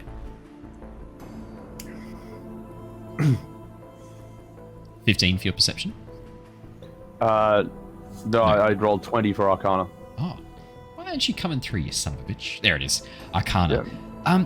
As you look at the statue, I mean, you've heard of animated armors. I think you guys have fought an animated armor, haven't you? Yeah, Durst Manor, yeah. The Durst Manor, yeah. You fought an animated armor. Hence This I'm so does wary. look very similar. As you have a bit of a closer look, you can see inside the armor, the telltale signs of runes that have been carved into the inside to allow it to channel magic, to move it, and to allow it to move itself. But, I mean, as you have a bit of a look and an examination of it, it doesn't seem active. This armor seems deactivated, as if it's no longer powered by the magic, or the magic has failed. It's as if it's hibernating. You don't see any signs of the magic currently active. If you were to attack this thing, you're not even sure it would activate. Well, that was what I was kind of about to do, so... Guys, I think this might be a suit of animated armor. I kind of want to headbutt it. Any objections? I mean, if you really want, I could shoot it with an arrow because you don't have, a bear to be at the moment. And, well, I can do an arrow from here still, away from it. That's not a bad idea. All right, shoot it. Yes. I get to roll something today. You do. That's suck it, bitches. A 27 to hit. That hits. Roll me some damage. Fuck yeah. Here comes the one.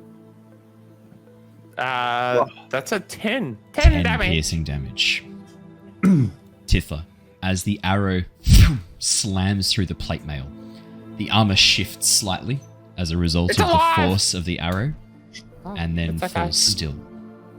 Then suddenly you watch as light burns within the helm. A hand reaches out, grabs you by the neck, snaps it. No, none of that happens. The arrow flies into the... where? I'm 100 meters away. I don't understand. You can't be 100 meters away. It's a tiny tower. I'm 100 meters away. You shoot the armor. The arrow flies in, pierces through. Nothing else happens. Hello, I'm sorry about your armor. I slipped. I didn't slip. Journal's going to find the most magical looking thing in this room and go and have a look at it. If there's no large object that emanates it, I'm going to look for books. So your detect magic doesn't work up here. In fact, as soon as you enter the tower, that spell has ended. As you have a bit of a look around, though, looking for magical things, there's nothing really obviously magical that jumps out at you. But the desk is, as you said, looking for books. Probably the desk is where you want to have a bit of a peek through, then, I'd say.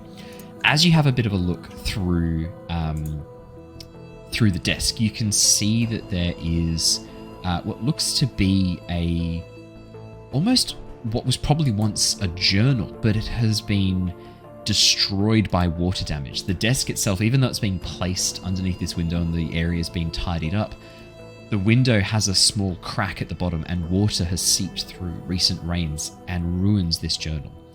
As you have a bit of a flick through, though, you can see a couple of pages were torn out of the back before the water soaked through and caused the ink to run. This looks like it was very recent. The book is actually still slightly damp. Maybe it rained here last night.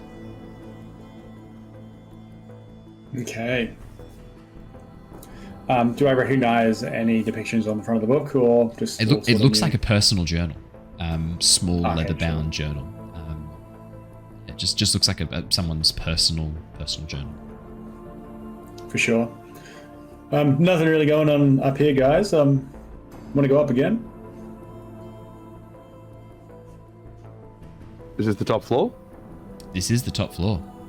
Oh, sorry. No, that's okay. Yes, I would love to go up higher. I don't think we can, though. The only other thing I'd add, though, Jono, there is that chest standing in front of the armor. Yeah, I was just about to go open it. Before we go blindly opening it, should we check it for traps? Yeah, sure, by all means. Make me an investigation check, please, Luther. Or perception. Okay, we'll go with perception. 22. 22. There's no signs of any wires, there's no signs of any trip lines or anything near the chest, there's no arcane sigils. As you look over it, the chest doesn't seem trapped. Interestingly, though, very strong scent of lavender emanates from the chest. Very strong. I know that. So look, doesn't seem to be any traps, but such a weird tower, no magic and such. I still look at Jonah. Wouldn't mind you just having a quick look over it, just for any magical purposes, because I don't know about you guys, but I'm getting the smell of lavender emanating from within. Yes, I detect that as well. I mean, we could always pick up the chest, take it downstairs, and take it outside the tower radius, and... Can I please walk over to it and perform a nature check?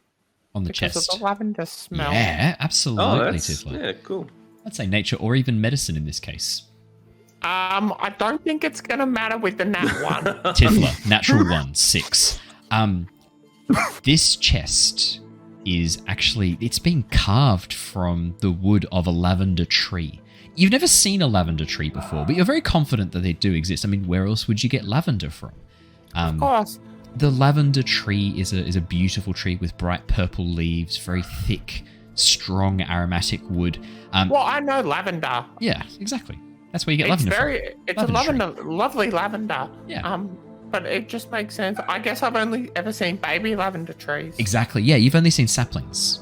Yeah. Well, Yeah, no, yeah. baby trees. Yeah, sure. Like yeah, broccoli. Yeah, exactly. For those of you wondering why I'm spouting this nonsense, when people fail checks, I like to say what their subconscious is thinking in these moments. And so, yeah, Tithla, yeah, the lavender tree, this has been made out of lavender tree wood. I mean, you've never seen a chest made of lavender tree wood before. That must be a lot of lavender tree wood. And it must be expensive because you don't see a lot of lavender wood about. Naturally. Maybe this is could be worth a bit of money. Luther? Yes. I don't think there's much point that we take this outside. It's just lavender tree wood. When I say just, it's very exotic and very exquisite. But it's lavender itself. There's no other magic. Well, that's on the outside, but the question is what's on the inside. Well, I guess the thing we have to think about here. That's true. How do we get rid of lavender smell? Like, have you ever had a lavender tea? Maybe if we steep it a little bit, it might extract what's within it. You know, bring forward some of those notes. This is so random because I'm currently actually making lavender essence to make a lavender mead. Like right now in the cupboard, not 2 meters from me, I have a bottle of lavender essence from Culinary Lavender and Vodka currently being made. It's very weird the coincidences in life. Because this is 100%. Really, you're the one that brought up the lavender. This is from the module. This is 100% from the module. I'm not changing anything right now. This right now, the lavender scent coming from the chest. This is 100% in Curse of Strahd. R-A-W. Til's given it the seal of approval. No traps from Luther. Theo goes and kicks it open. As you kick open the chest, Theo, the chest isn't even locked. Kick it open and look inside, you see 2 things. The first is a severed human head. You can see that the flesh has a waxy complexion and almost seems to have this almost like rictus look of fear on its face. Next to it, sitting in the chest, you can see a scroll bound tightly. Do I recognize the face? Could you make me I guess this would be a history check because does any of us also anyone can make this check. Okay, yeah, I think that's fair. Let's give it a shot.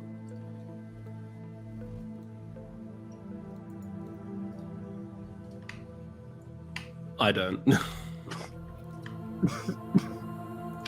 Alrighty, so Tithla, Sorry, no, Titha, that was natural ones from before. Theo 13, Killian 18, Luther 6. Killian, you've never seen this face before, but looking over it, the way the hair is bound, the facial features, it does look a lot like a Vistani. Not one you recognize, though. Luther 6, nah, you've got no idea, just some severed head. Theo 13. This face does look familiar. You swear you've seen this face before, and then suddenly it comes to you. You spoke about this person only recently with Madame Ava and Grinner. This was the Vistani man who first greeted you as you entered Barovia through the mists, and who tried to sell you the secret exit of these lands in exchange for stealing from the Abbey at Kresk. Guess it's just that asshole Vistani that tried to trick us when we first arrived here. Oh my god, look. Oh, he got what was fucking coming to him, didn't he? I suppose so. I forgot Grinner hated him. Like this guy particularly. Yeah, fuck this guy. But that explains the cart that is outside the tower. I think he got off lightly. I would have done way worse. What would you have done? I probably stomped on him or something. Maybe wouldn't have made him smell like fucking lavender, I'll tell you that lot. No, sorry. Okay, I'm going to explain this to you. The wood itself is lavender tree. He doesn't smell like lavender. Is there something else? Is there something else that would smell like lavender in the chest? No, it's 100% the head. Why would the wood itself is lavender smelling? The head smells like a dead head, probably. I don't know. Well, can I talk? Killian, yes. Yeah, you go first. Sorry, I was just going to say, can I do a medicine check on the head to see if the balming stuff that's been used is made out of lavender? And while that's happening, I'm going to 2,000,000%. also perception check to see, because we've seen downstairs like the sort of like a combat maybe isn't sure or some damage was happened. It's hard to know whether this is to... combat or whether this is just age. The tower itself has been around for a long time. Do you want to make me an investigation or perception check, and I'll tell you if you can figure out which is which. Killian, I was also thinking. Oh yeah, Go. Just at least like to look for any clues of potential like What's combat or happened here? how this person has had their head detached, because it looks like they might have actually been in the cart for it's only happened in the last couple of days. So. Yeah. I just want to try and clue that together. Yeah, I'd say investigation investigation or perception. Killian, even with an 8, this head's 100% been embalmed. There's no signs of decay. You can see that the head's clearly been preserved. Probably oils were used to stop it smelling. That's where the lavender smell is coming from. There is something else about this, something that seems familiar, preserving a head with an oil that smells faintly of lavender, but you can't quite put your finger on it. But you do get the sense that this is familiar. You get the sense that this is not just a random thing. There is a reason this was done, but you can't quite put your finger on why that was. Luther 11. It's hard to say, but judging by the general state of the tower, it looks like some of the damage was done to the outside a long, long time ago, probably in some sort of fight, and everything else is just decay as a result of that. Excuse me. And as a result of the time that's passed. But the melted hole in the side of the tower, that is very old. That's been there for... You can see moss growing over the edges of it. You can see lichen that's grown. That was hundreds of years ago, potentially, with the rate of lichen growth. It's a very long time ago. Everything else, though, a bit more recent. Like this room, much more recent. The direction of the damage from 200 years ago, say. Yeah. I want to look out wherever the damage is, I want to look out in that direction. Directly to see east. Where did it come from? Yeah, directly east. I'd even say from here, high up in the tower, you can see the hillside that Castle Ravenloft rises above. Hey guys, is that the ruler of the land, his castle over there? Is that coincidence? It's blown up from that direction? Probably not. Good spot.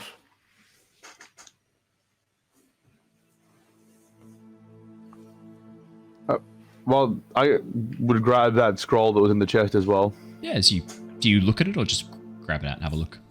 Or let me rephrase that. Do you just grab it out and tuck it away, or do you have a look? No, I'd take it out and have a read. See what it's. Unfurl the scroll. Arcane symbols immediately are visible on the page. This is some sort of spell scroll. Absolutely. I'd say that probably Jonor. What spells do you have? Let me have a quick look. You might even immediately recognize this spell if you already have it in your spellcasting book. Let me have a quick peekaroo. I don't think you do have this one, though. You haven't dabbled much with necromancy, have you, Jonor? I have not. You have not. No, you don't have this spell in your book. That's okay, though. As you have a bit of a look over it, Theo, and then I'd say with Jonor's help, there's no point even rolling. You would be able to figure this out, especially Jonor. Speak with dead. Well, guys, I don't think it's a coincidence that this is here and a head. Reckon we could cast Speak with Dead on the head and see if it can speak with us? This is really quite convenient that there's a dead person in the scroll right here. Yeah, it almost is like someone has pre-written everything that's happening in this world, and we're all just actors in some convoluted story. I need you to roll me 1d4. You're going to take some psychic damage as the veil parts, the fourth wall crumbles, and Theo suffers some psychic damage as he glimpses the eldritch horrors that exist beyond his understanding. 2 psychic damage. I think in some cases, actors is a bit of a stretch. Whoa. Perform is probably apt. I think wonderfully and beautifully perform in front of the many dozens of people. I do have a question though. We can't do magic here. So if you want to do the spell, should you maybe take it outside so we don't, waste the spell? Does that seem sensible? Is there anything else in here of interest? That seems to be the most interesting thing in the room as you look through. There's signs that someone might have been through here before you. Some of the desk drawers aren't fully closed. You can see that the bed has quickly been rifled through, or maybe it wasn't made properly. It's hard to say. But it doesn't look like there's much else that's been left behind here. Certainly no items of great magical power, unfortunately. Just this head of this dude. Yeah. Alright, well, shall we go outside and talk with this head? Sounds good. Is there any paperwork, not magical or anything like that, but is there any paperwork or anything on the desk that might indicate as to who has been staying here? Yeah, as you have a bit of a look over the desk, you can see that mostly it seems to report in a very cramped, frantic handwriting style that seems to sort of go off on a bit of an angle sometimes on the page. Observations, descriptions of the castle, descriptions of the people coming and going from it, the people coming and going from Kresk, the people coming and going from Vallaki. Almost as if someone was keeping an eye on things. As you have a little bit of a flip through Killian, you can see specifically where it mentions your arrival into the town of Vallaki. It says, one-handed mercenary arrived today. Another adventurer. Party missing. ? Recruit. That's been crossed out. Then there's another section that reports newcomers to Barovia village. Interesting. Looks like not normal transport. Approach with caution. Maybe once they get to Vallaki.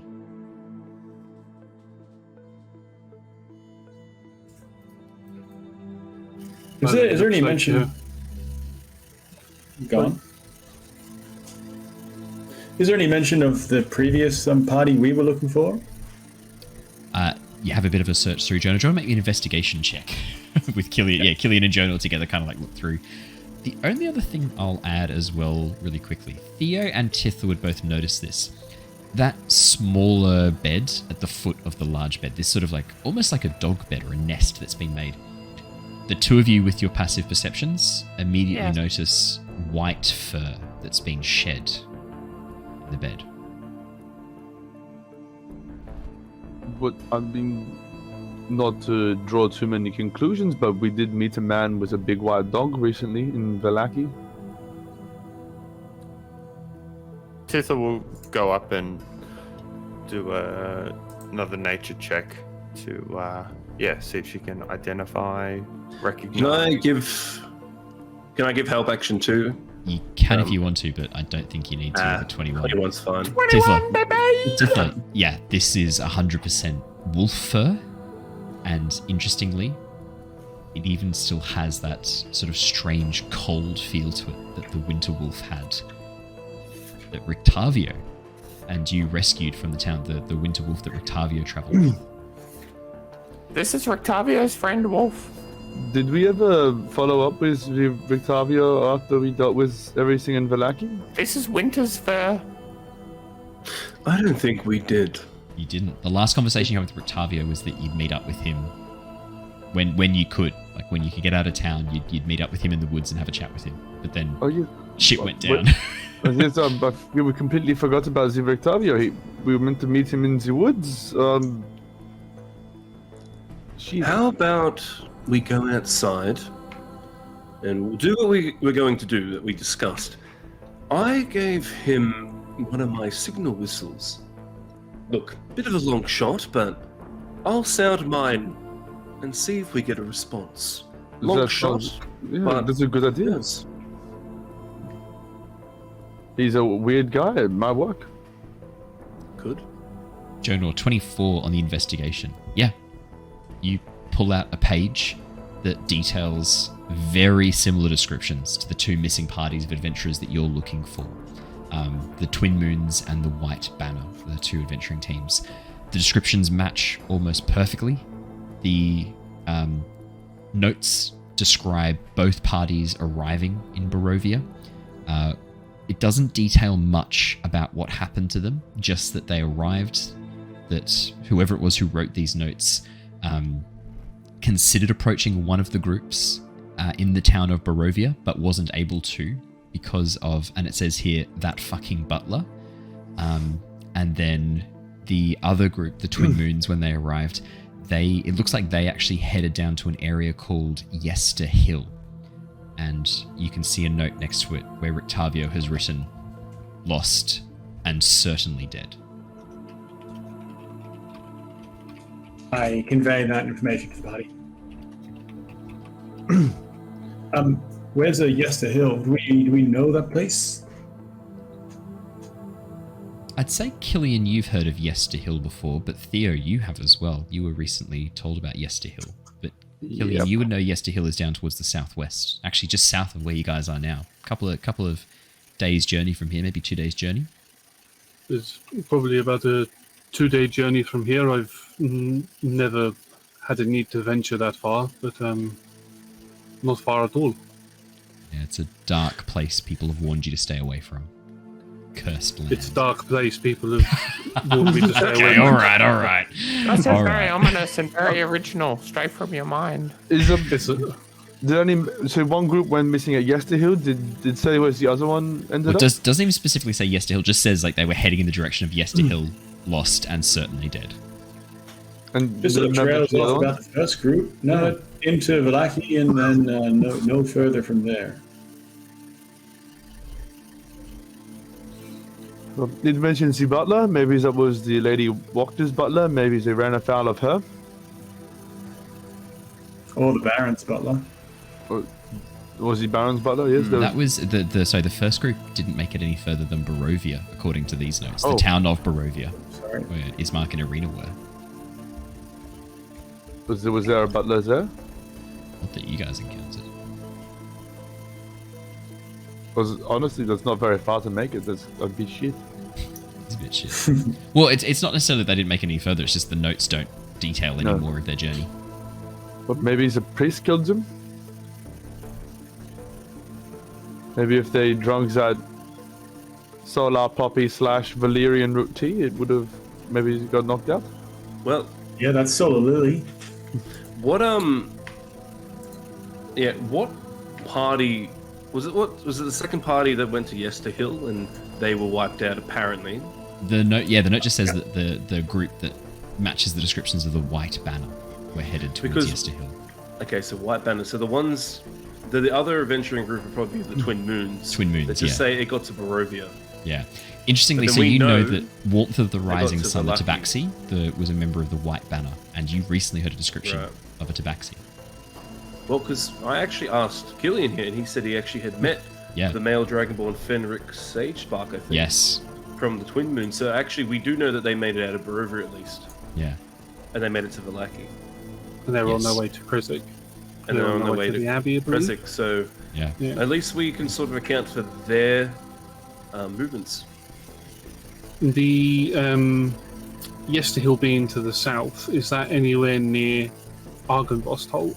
Yeah, Argynvostholt is it's much more central. If you imagine Barovia as a large square, if you go to the far western part of the square, Argynvostholt is right in the center. Krizig is sort of above that. Yester Hill's right down in the bottom corner. Okay. Is Yester Hill near where the Amber Temple is? 'Cause that's what the Amber Temple Madame Ava is said to central me. south. Interesting. I just say that because nobody knows that I know, but No, that's exactly right. In fact, Killian, I would say that from what you know about Yester Hill, if you imagine where you guys are now, if you were to head south with a little bit of west, you'd hit Wizards of Wine, and then if you were to continue on that same trajectory, you'd eventually hit Yester Hill. Whereas you'd have to go east from here to get to the Amber Temple. South and a little bit east. but I know that not to go there, so Exactly. not Yeah. to go there. Yeah. So I don't say anything. No, exactly. The path you'd take is the Solenka Pass. That's where you would travel down to get to. But you're not going to go there, so it doesn't matter. No. Alrighty. Is Do there we take anything these notes or leave them be? I'll definitely take them. They would be handy to refer back to if we need to. Should we, I'm going to leave a note saying, use your whistle if you want your notes. I leave like that on the desk so he knows who took it. I like that a lot. Do you sign it at all, or just use your whistle if you want your notes? He knows. Okay, cool. Fantastic. Nice. Brilliant. Awesome. Okay. As you guys make your way back down the tower and step out the front, you see a woman. Long dark hair, curled, braided in parts, standing next to the wagon. As you step outside the front door of the tower, you watch as she lowers a heavy crossbow, the tip glinting in the sunlight, glowing softly with this slight purple glow. Alright, that's far enough there. Who are you lot? What are you doing in that tower? Why are you following me? And that is where we're going to let up for tonight. Ooh.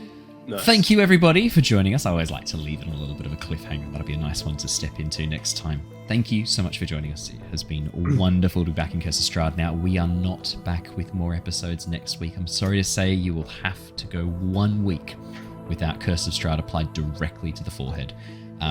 But we will be very excited to come back. Yep, that's right, Josh.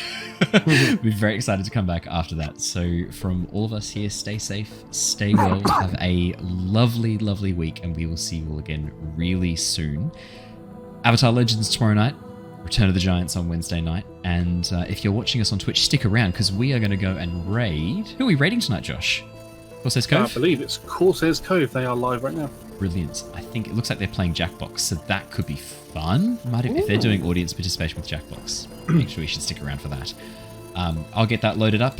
Thank you, everybody. We will see you all again really, really soon. But until then, stay safe, stay well. See you again next time. Bye! Bye! Bye.